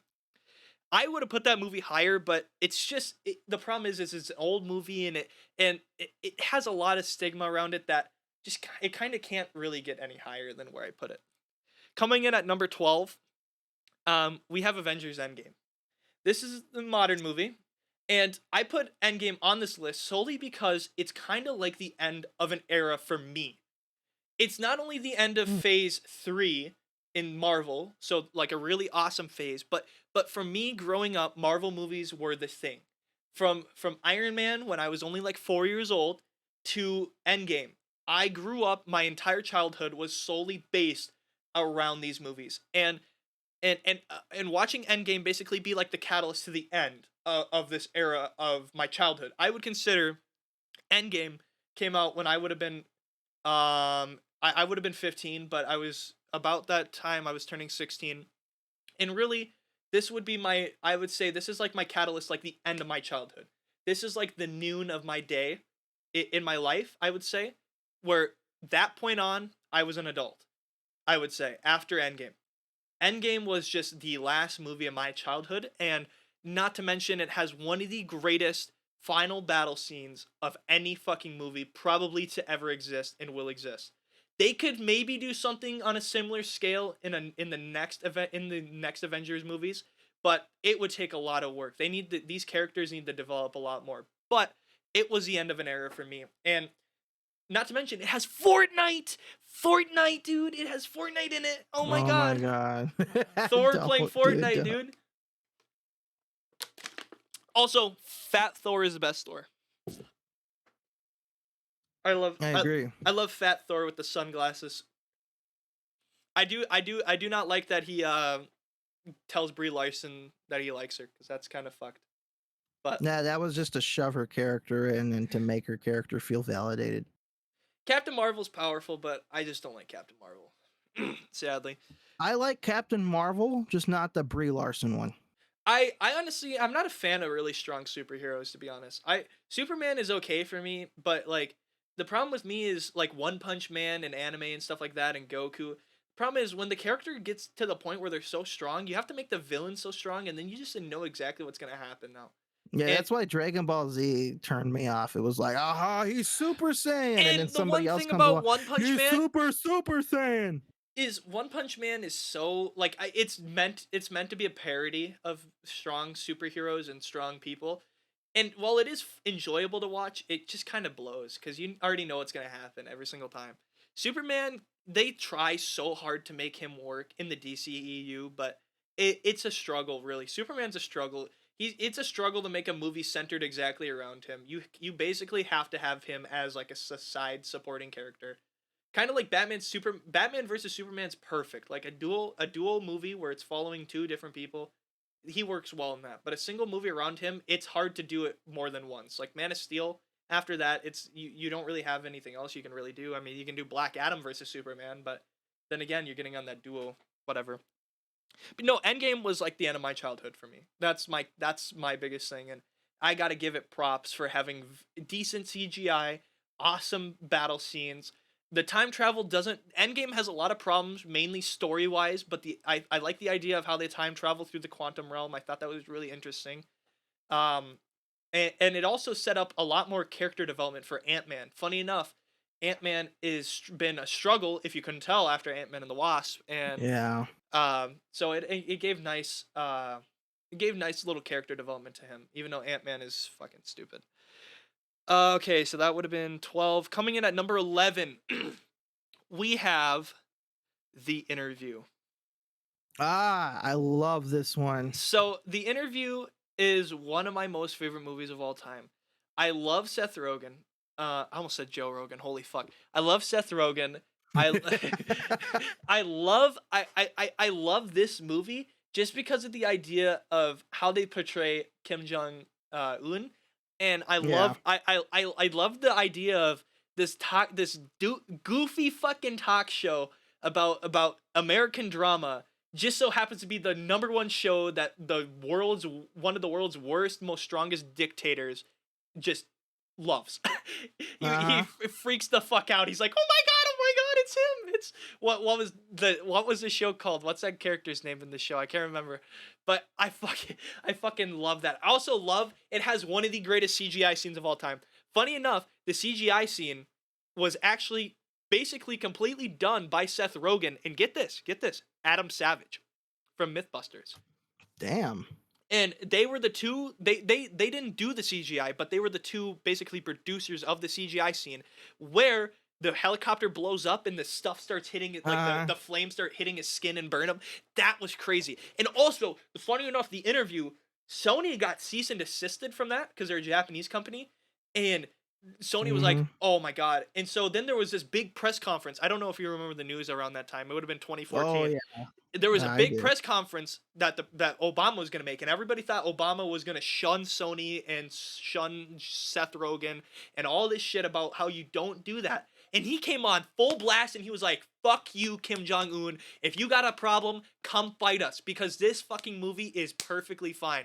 And I was like, "Damn, okay, wow." Actually, having a strong leader, like a strong leader character type, because for a while, politics for me was like when I was younger was like, oh, all these fucking old fucking fags don't know what they're doing, dude. But then you get something like that, and you're like, wow, I could actually see like, wow, yeah. And then Kim Jong Un was all like, "We're going to shoot up movie theaters if you would dare to play it." And so Sony was actually planning on canceling it until somebody hacked their server and released it digitally to everybody to download. And by that point, they're like, "Oh, well, it's already out. Let's put it in theaters anyways." Yeah, and it was so worth it because I watched that in theaters. I love that movie. That was one of the first I movies I downloaded saw. it. That was one of the first movies I saw in cinema, and I I love it. I love it so much. Hold on, my boss is calling me. Give me a sec. Yeah, I like the interview. Honestly, that's probably one of the only things Obama did that I actually applauded him for. I mean, we could go into the whole Hollywood is government, but who cares? That's actually one of the things I applauded Obama for, was not letting other countries bully you simply because you wanted to put out a cinematic piece of movie that's only meant to be a joke. And it made fun of everybody. I mean, it made fun of Eminem. It made fun of our current day, I wouldn't even say current day, at its time, that current day talk show hosting. I think it did a great job. And so, actually, for surprisingly, for anybody listening, uh, this is the only time you'll hear me say that Obama did a great job at actually defending a piece of cinema that was being made for the sake of the idea that James Franco really just had a funny idea for a movie. And also, Seth Rogen in movies is great. Seth Rogen outside of movies is terrible. Just throwing that out there, because Seth Rogen's a piece of Okay, I'm shit back. in real life. Yeah, he's kind of a douchebag. I hate his laugh. How do you do the? Dude, he went on Quarter Crew, that YouTube channel, a VFX artist, and Yeah. he explained all like the movies that he's produced. And honestly, he's got some bangers behind his name, though. I'll say that he's got a lot of good movies behind his produced list. And the interview's one of them. And also, he does really good in that movie. The fucking shoving the shit up his ass. He's like, "Where do I put it?" And they go, "Put it up your ass." He goes, "What?" And he's like, "Oh, Mhm. mother of God." Oh, it reminded me of Breaking Bad a lot with the way I can't remember what scene it is, but where Walter White's like, "Sweet mother of God." His voice gets so high and scratchy. It's funny. Okay. Sorry. Just getting a cock out of my throat. So coming in at number 10, we have Joker 2019. This is the start of my top 10. So Joker 2019 was phenomenal. I loved it. I loved how it started this idea of modern day society, how it's not all happiness and rainbows. I also, we basically covered everything about this movie already, so I'm not going to go too in depth. I will say this though, it did spawn a new start of, I would say, young male guys turning into this like you don't feel alone anymore kind of idea, where like they Yeah. made a movie about how a lot of young guys at the time really felt. They really felt like society had outcasted them and turned them away, and they kind of felt like they had a movie kind of representing them finally, which a lot of guys really looked up to and really liked.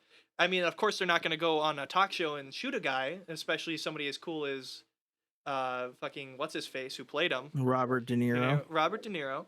But it's still it gave a sense of there was some people in Hollywood that still understood a lot of their big general audience, because a lot of whether you like it or not, and this isn't even just, this is just going factual, a big audience is young male adults, like young, not Yeah. even adults, it's like young males, like 16 to 25 or 16 to 30, I guess it would be a better example. 16 to 30, that's a really big market. That's almost like probably 35 to 40% of your market. And not to Want to mention know something? what? Sorry. I forgot to say, because you were talking about how it appealed to males and let them know that they weren't alone. Funny enough, I actually met a female who actually Felt the same way? who felt the same way, and actually watching that movie helped her feel more confident about herself, and she's doing great so far. She even beat depression. That is awesome. And I guess that goes to show that movies don't even really need to be gender wise, because well, yeah, it really helped a lot of guys. There are females too that really got help from that movie, like you just said. It was more of a, I would say, you know what? Screw the gender thing. I would say it was more of a young people were not alone type of movie, where everybody kind of felt like they were in this down deep problematic part, and people realized that people in Hollywood, whether it's just like 5% of them, still understood a lot of the general population, especially the young people. And the problem in coming out of somebody like DC and Warner Brothers too was crazy.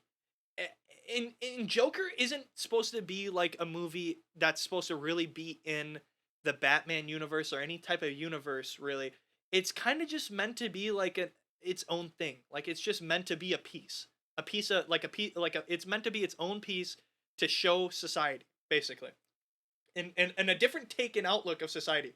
And Joker just so happens to fit a really good like he's a really good puzzle A piece really good. It fit. covers a lot of bases. Yeah, and it's a good, decent, cool style origin story. And then of course you get at the end of the movie you get like he killed or he didn't kill, but because of that his movement that got Bruce Wayne's parents killed, and I thought that was really cool. That's why people didn't when he's at the table in that jail in the prison room, right before he obviously kills the lady in there. Yeah, He's laughing and she's all like, what's funny? And he's like, you wouldn't get it. And yeah, it showed that. I was like one of the only people on the first viewing that was like, dude, he's laughing because now Bruce is an orphan just like him. yeah. And I got it right off the bat, and I actually started laughing in the theater with him. You turned into the Joker. You went home and put face paint on, and let's put a smile I on actually that started face. laughing. I laughed in the theater. I did, because the moment he was like, "You wouldn't get it," and it showed the Bruce by his dead parents, I literally said out loud, I get it," and I started laughing. And there was this couple right next to me that literally were giving me this look of, "What the fuck's wrong with you?" Dude, when Joker 2 comes out, I'm gonna wait until one of the most serious and darkest scenes where he makes like a crude Joker joke, and I'm just gonna go. I'm gonna do like a Joker laugh really loud. Like, that's gonna be fucking hilarious. No, dude, the next one they're gonna fuck it up. It's gonna be why do good girls like fucking musical fucking bullshit. Harley Quinn, Lady They Gaga. screwed it up. They're gonna screw it up. No, don't do it. It's Don't. like they saw the dancing on the stairs and we're all like, let's do the whole movie like that. Yeah, everything's a musical. It could be funny actually, but it's gonna ruin the stoicness of it, I think.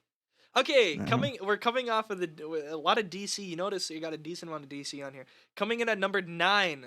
So number 9 of the top 10, we have Batman Begins, 2005 with Christian Bale. Yes. This was an awesome beginning piece of one of the best trilogies of all time. Batman Begins was phenomenal. It showed a side that we really didn't get to see of Bruce Wayne. Christian Bale is beautiful as Bruce Wayne. Ra's al Ghul, it wasn't the best portrayed, but Scarecrow was phenomenally portrayed too. That's one of the saving graces of that movie. Scarecrow was awesome, and Batman Bale. This is the only funny enough. I don't really like Bale's Batman like style too much, but I did like him in this one. There's a scene from this movie, because he's still learning to be the Batman a little bit. He gets it a little quicker than Robert Pattinson does. But there's a scene where he's holding this goon by the bat thing. What's it called? The grapple gun. And he's holding him by the grapple gun. And I think I sent it to you. I said this scene goes hard. And he goes like, the scene is like the guy, and he goes, I don't know, I swear to God. And Batman just looks at him and goes, swear to me. And dude, that scene was so fire. I had to pause the movie. I got up, I got giddy. I was like, oh my God. Because that is some badass shit. That's the whole thing about Bruce Wayne in Batman in that trilogy. And I'll talk about this in a second. About how he's just a badass. They tried to make Batman as 21st century and badass as possible.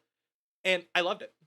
Absolutely loved it. It had an okay story, but the acting, the cinematography, the effects in general, like the explosions, everything, the origin story to Batman was awesome. And the practical effects were awesome. Yeah, too. And the bat suit looks okay. I'm not a fan of the weird suit, because the bat suit in that one is like a 3-piece.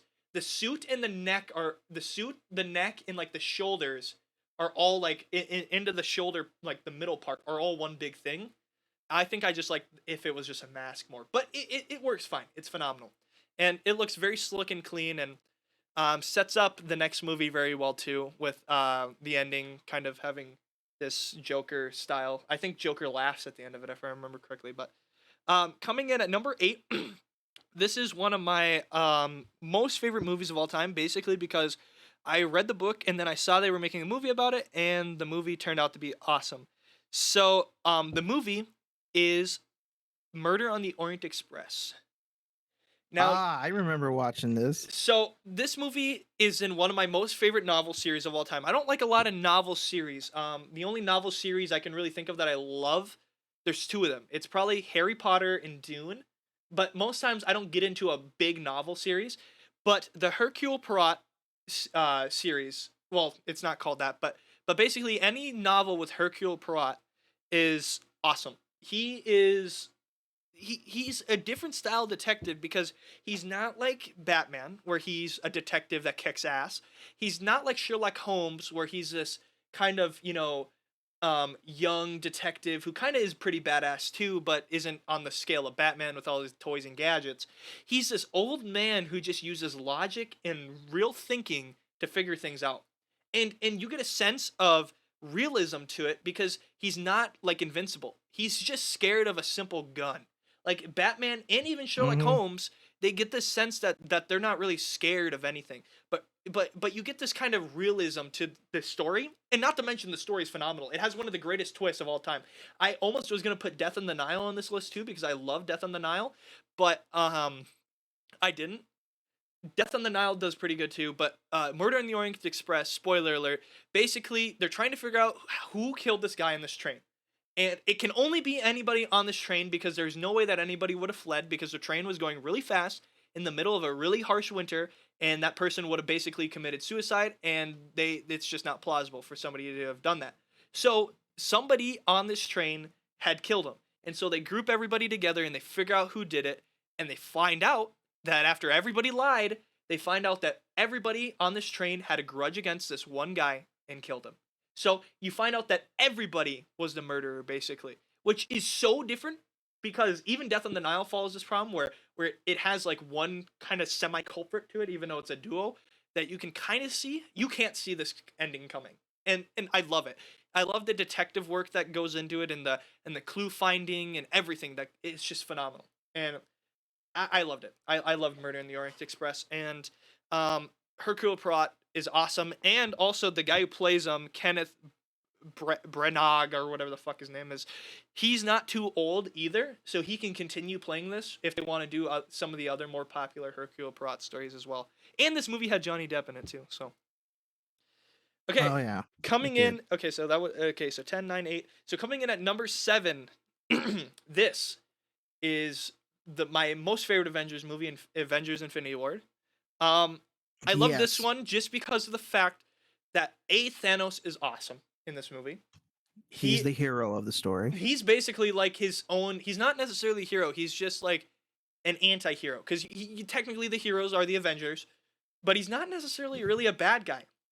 I mean, he's a The villain. Russo brothers said they filmed Infinity War to be from Thanos' perspective because he is the hero of the movie. And to be fair, he really is. I mean, his goal is he does it through very violent and bad things, but his goal is just to make life better. Really, realistically. Mm-hmm.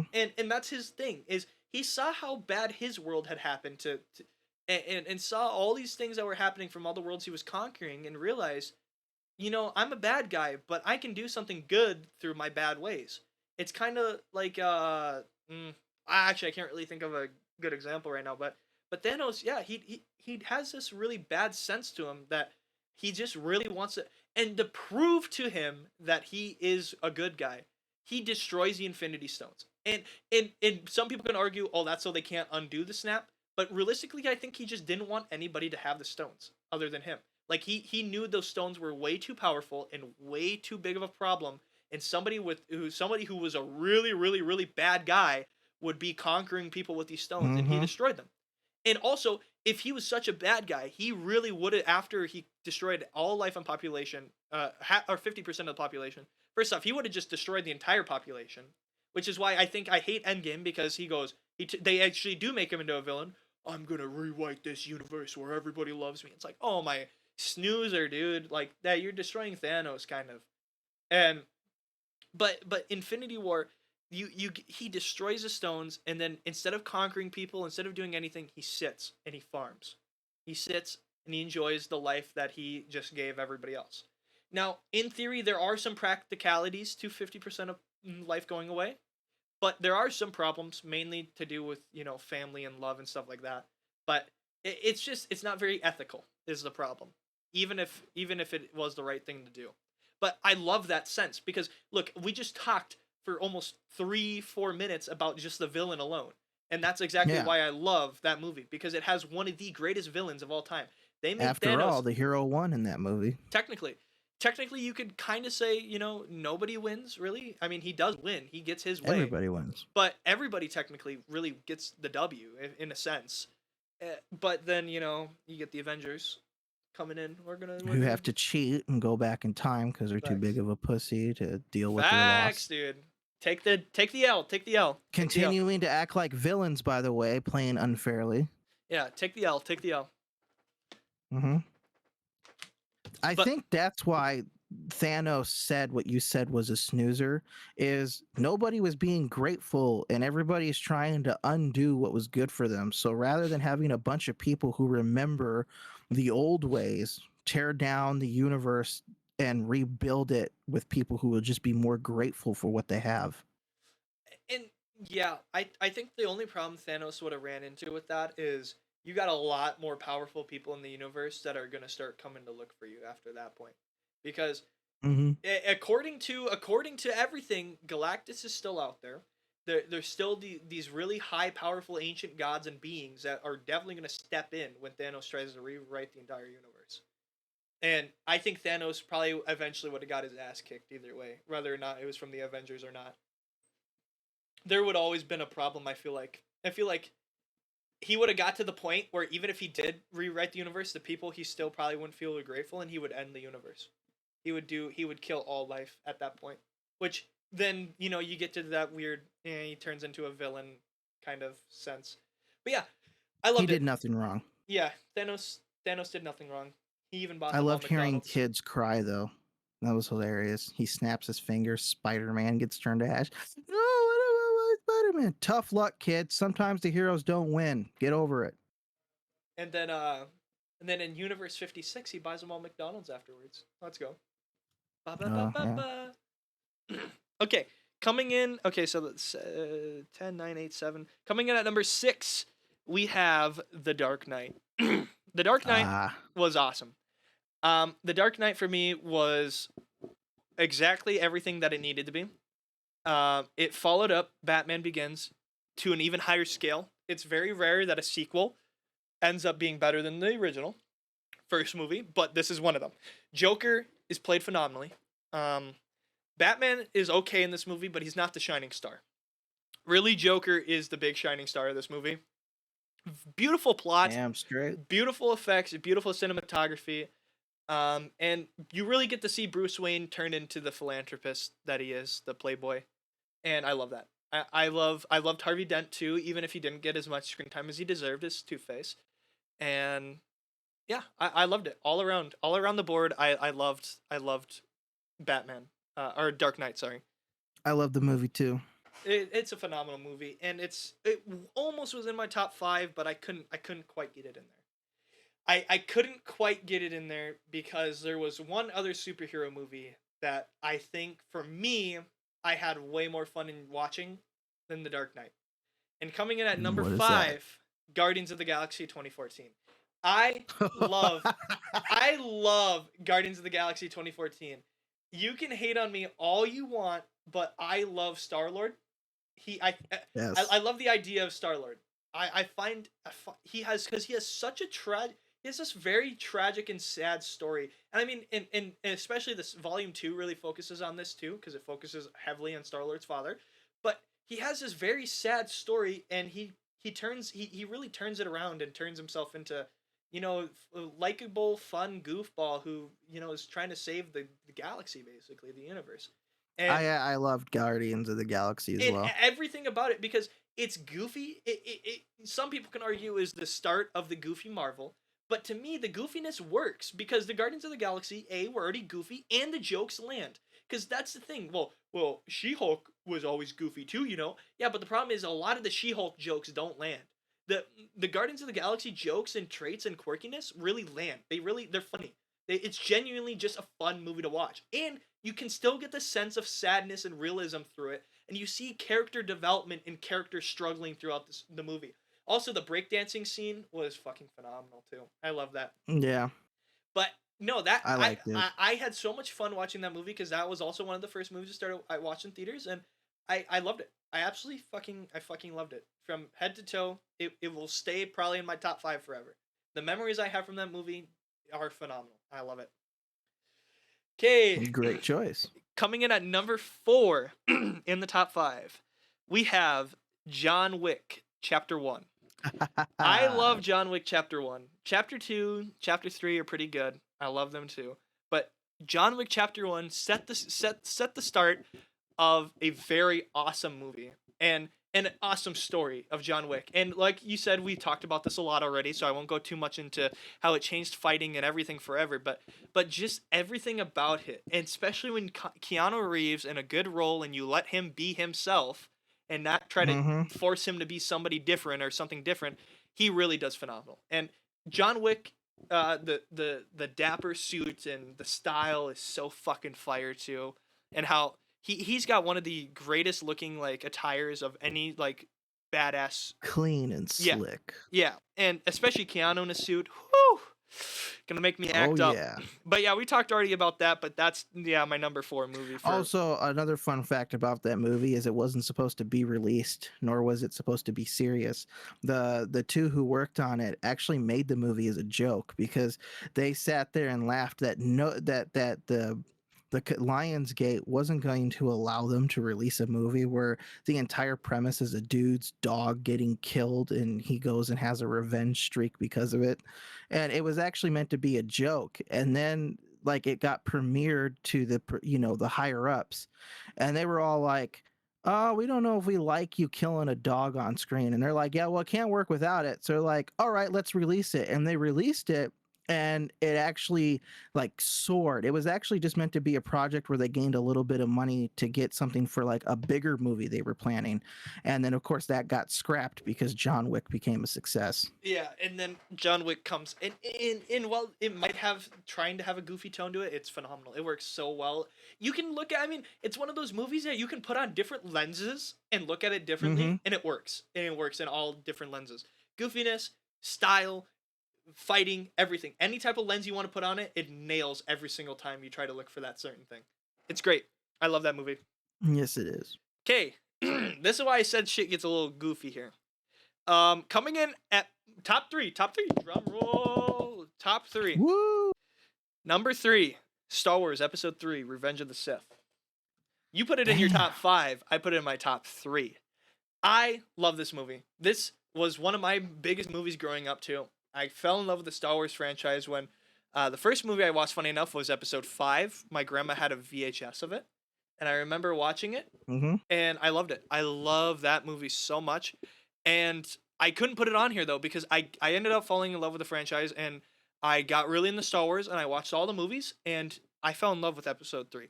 I already talked a lot about Episode 3 as well, but Episode 3 was phenomenal. I already said everything I want to say about it.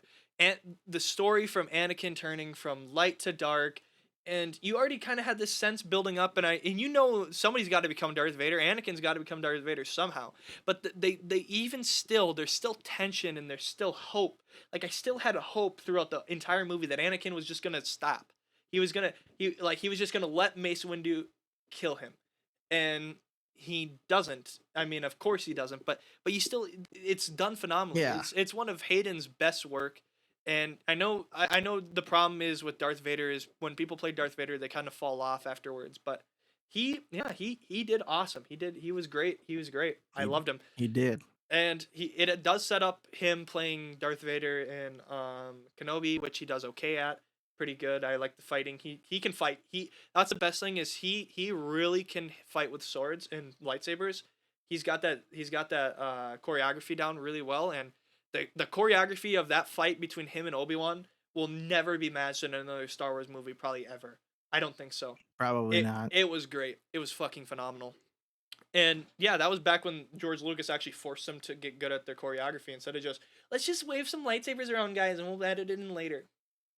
The Battle of Mustafar is by far the best And cinematic also the duel. fact that that Obi-Wan didn't kill him too outright. He let him burn in torture, and that was the final straw that turned him into Darth Vader. And Mhm. and the movie ends basically on that note, and then you see Padme dying. It's so sad. I love that movie because bad guys win. They do. They get a good W there, and you see Palpatine's rise, and yeah, it's great. I love it.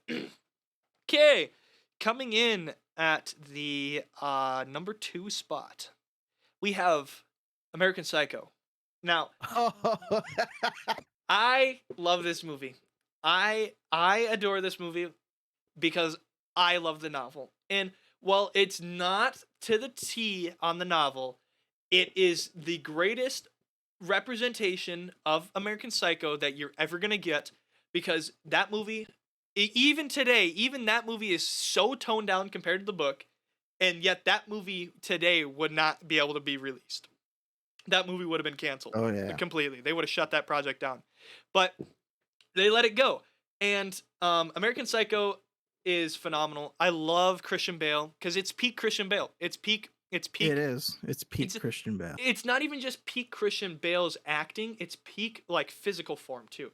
He is one of the slickest and most buff in that movie. And that on top of him playing, because he's not an American, but he plays an American banker from the 80s so well.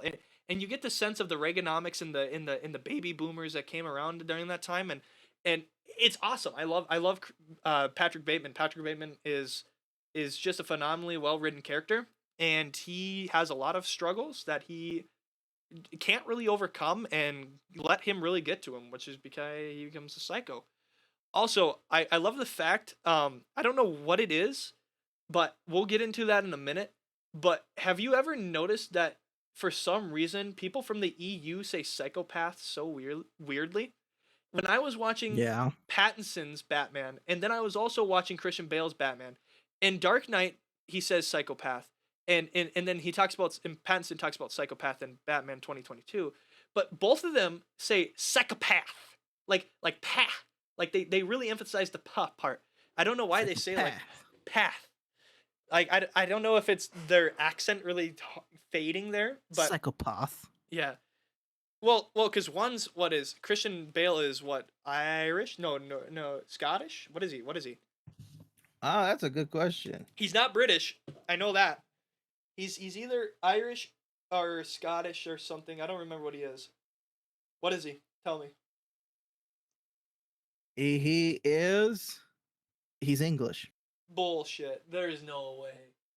Pattinson's English. I know that, but okay. Well, I mean, he was born. Let's see. I swear he had like a kind of an Irish accent. I guess not. It makes sense. Okay, it makes sense.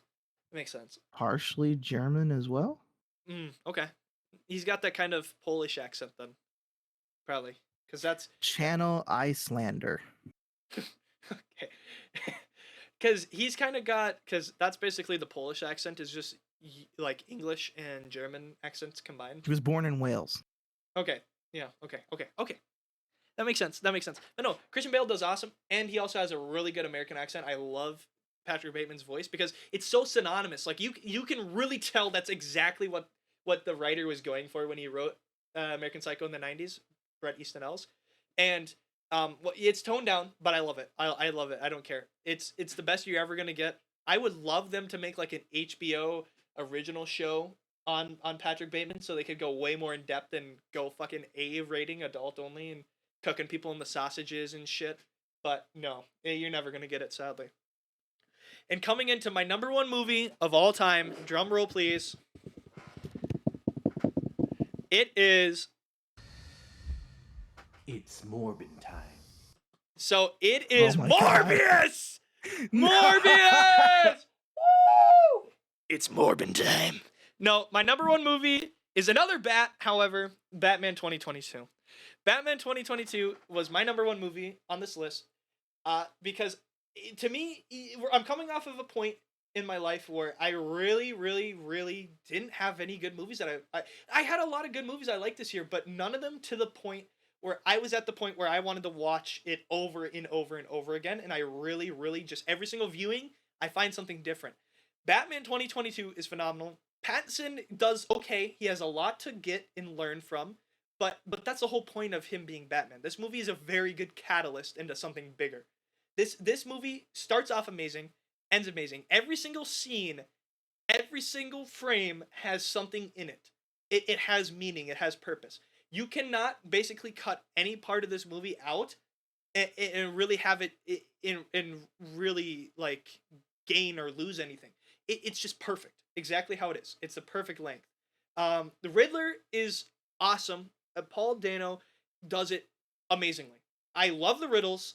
I love the one thing I like about this Riddler isn't even the whole like he's a weird like internet conspiracist or whatever. I love the Saw side of him, the Saw traps with the neck explosion device and the bat in the rat head cage and all these fucking crazy like contraptions and things. It gives me such big Saw vibes and I love it so much. And in the Riddler, like through the mask, the scene where he's playing the riddles with the DA, and I love it. The riddles were phenomenal, and the like just every single part that he's speaking, and everything he says is such like a double meaning too. I love there's a part, it's like during the second one where the timer is clicking and going down quicker, and they're under a minute. And the DA freaks out and he goes, "Don't lose your head, Mr. Coulson." And it's like, oh my god, like just Yeah, I remember that. and I fucking oh dude, I love it. And the fact that Carmine Falcone, Penguin, both of them are phenomenal. They both are Yeah. great. Colin Farrell, you can't even tell it's him. And You can't. and I want him so badly. I'm so glad he's gonna return for the second movie. He already said he's confirmed he's coming back for shooting for the second movie. I wouldn't And give it up. It'd be a dumbass too. and I don't care if he's a main role or a minor role. I just want him in that movie. The car chase scene with him is fucking awesome because I don't even know. Okay, because even not even counting like the makeup, his voice. I don't even know how he does that Bronx accent because he doesn't sound like that whatsoever. Like he must have done extreme vocal training to get that perfect Bronx accent. Like you really feel like he's the Penguin. Like you really feel like he's this like New Yorker who's lived in New York his entire life. But he's not. He's like, oh, it's so crazy. And then oh man, I love it. He's like one of the biggest stars about that. Carmine Falcone is awesome too because he's got this like really cool as a cucumber. You can tell that he's a fucking like awesome motherfucker when he's playing pool. Okay, get this. It's the middle of the night. He's playing pool with shades on. Tell me that isn't more badass in my entire life. Like that is fucking awesome. Like dark lighting too. Oh, dude. And Falcone, the discovering the rat and all that, and also the fear because you can tell there's real fear of this Falcone because from the voicemail that they find with Annika, the friend of the Catwoman, uh and just hearing her scream and hearing him like kill people and then hearing how scared the DA got of this guy to the point where he would rather have his head explode and die than give up Carmine Falcone, and that was crazy. Now you could clue that he was the rat from the beginning, and it's pretty easy to figure that out. But you got to remember the grounded reality they're in, and that still is a very hard plot twist to point out. And I love the fact that they're setting it up as he's gonna get arrested, and they're gonna have this big trial, and then the Riddler fucking kills him. Because that's the whole bring him into the light. Because like I said, the Riddler, everything he does has a double meaning or has some more purpose. When he said bring him into the light, he just didn't mean bring him into the light and reveal him. He literally meant bring him into the light and I'll fucking shoot his ass and we'll kill him. We'll get rid of him. And then also the scene with the Riddler, going back to the Riddler where he's in prison. I love that scene. The conversation between Batman and the Riddler, because at that point the Riddler still thinks that Batman and him are working together. He has this twisted mindset that he is working with Batman. And then once Batman is like, "No, we are not working together. You're a sick psychopath." Freaks out. He freaks out. And then, you get the whole like wall explosion scene, and then you get all the followers coming in, and Batman has to deal with them too. And you get the scene of the final scene. This is so one thing we learned in my college literature class is when characters submerge themselves in water and come out, they usually consider it as like a baptizing. They're becoming a new person. And Batman gets thrown. He sacrifices himself, at the end, and jumps into the water. He cuts the wire and falls into the water, and he completely submerges. And when he comes out this like new, like reformed, different person. Like he's completely baptized, changed around, and then it ends with him, helping people evacuate from the city, and him realizing that he can't do everything as Batman. He's gonna have to start focusing more on philanthropy like his family was, and he's gonna have to start being Bruce Wayne. And it sets up I heard you were brutal and everything. What happened to this whole "I am vengeance" line? I got baptized. I found God. Have you heard the word of Jesus Christ? I'm gonna give it to you. But no, I'm gonna turn your face not over like harder real. than It's not. Jesus turned No, the you tables. get what I'm saying though. It's not like a real baptism, like he's finding God. It's just like whenever a character submerges and comes I out, get it. I they get they it. come out like a whole different person. It is funny though. I'm just being an ass. I Sorry. know, but no, it sets up the world building and everything. Even the sound design, everything is just perfect for me. It's one of those movies where I can go back and I can watch it. It's 3 hours long, but I don't ever find myself looking at the time to see how long I have left. I end up always getting to the end of the movie. I'm like, fuck, it's over? What the hell? And Yeah. Mm-hmm. I'm really excited what they're gonna do with it, because there's a lot of opportunities they can do and a lot of things they can do that will work and will change it. If the second movie can hit it out of the park, then it might turn my mind around about the first one. Yeah. And also Pattinson has confirmed he's getting more swole for this next one too. He About damn time, this dumbass twink vampire. Facts, dude. Twilight movies go hard. Oh, I forgot to put him on my list. No, dude, me too. Fuck. My honorable mentions are 1917. Fuck, what were the other? Can't remember. Oh, 1917. 1917's on there for sure. Death on the Nile, and fuck, there was another movie on here as well. Oh yeah, another one, Saving Private Ryan. Ooh, that's a good one. Yeah. I wouldn't put that. Yeah, I guess I'd put that on honorable mentions. And then I would do. I don't know. I think that's probably it. I think A movie nobody's heard of called Malignant. Okay. It's a horror movie. I wouldn't say that it necessarily is the best. However, the only reason why that movie sticks with me, because it's not good enough to be on a list, but the only reason why it continues to be a movie I recommend to people is because the plot twist of that horror movie, you will never see coming, you will never guess, you will never get right, and it will blow your mind away. Yeah. I was almost gonna. Honorable mention. The last one was Scream 1997. There we go. Oh yeah, that's a good one. That deserves it. Because Scream was kind of this reforming of Wes Craven was like, oh, dude, horror movies are becoming so dog shit. Everything's becoming so ass and lame. He goes, I'm gonna make fun of scary movies. What's your favorite scary movie? And then Scream turns around and becomes really fucking dumb. But Scream turned into one of those goofy movies. I almost put Friday the 13th Part 3 on my list. I didn't even put it in the honorable mentions. I love that because it's finally it's the peak Jason Voorhees, and I love the outfit and because that's when he finally gets the hockey mask. Because for fun fact, Jason Voorhees isn't even in the first movie, and then when he does come in the second movie, he doesn't even have the hockey mask. he has his bag over his head, and he has a pickaxe is really his main weapon. Then he finally gets the axe in the mask in the third movie, and then fourth movie he semi dies. He gets hit in the face, but yeah, those movies follow the same problem. All horror movies I feel like always follow a very similar problem. You mean you don't like Jason X in space? Fuck that, dude.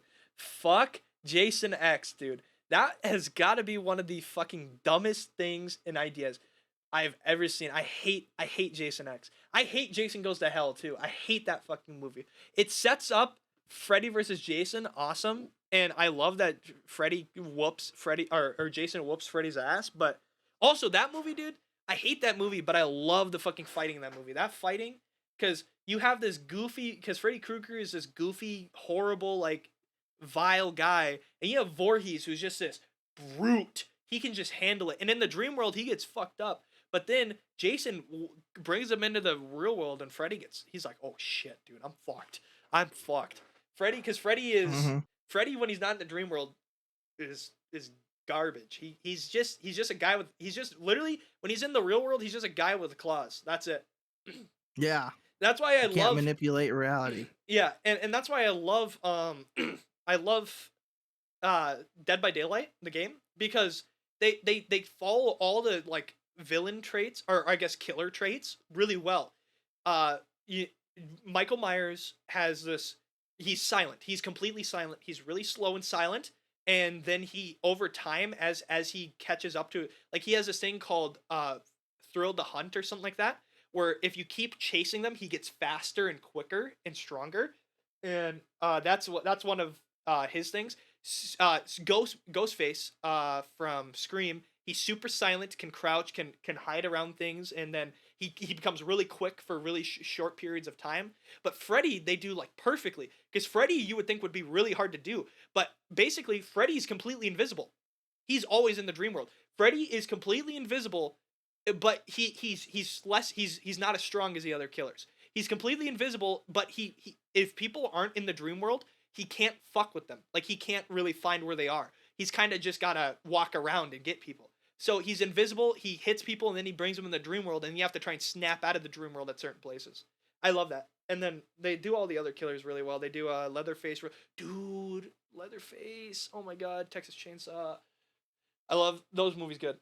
But okay, we just went off on a tangent. But yeah, so there's our top 20 movies, both of ours. Our lists were, yes. We had a few similarities, but we had a lot of differences, and we had a lot of different things, I think.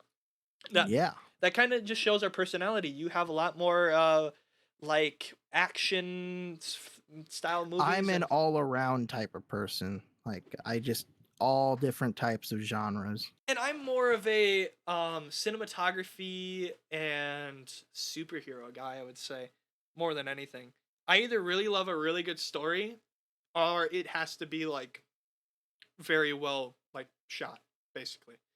And so yeah, and I love strong heroes. I love that too. I love superheroes. So yeah, so there's our list. I hope you guys enjoyed this episode. I feel like this is probably the best episode we've ever done. We had really good discussion. I feel it. I feel it too. I feel like this is probably one of the best episodes we've ever done, just because it really sparked up really good conversation and interest between each other, and I think that worked out really well.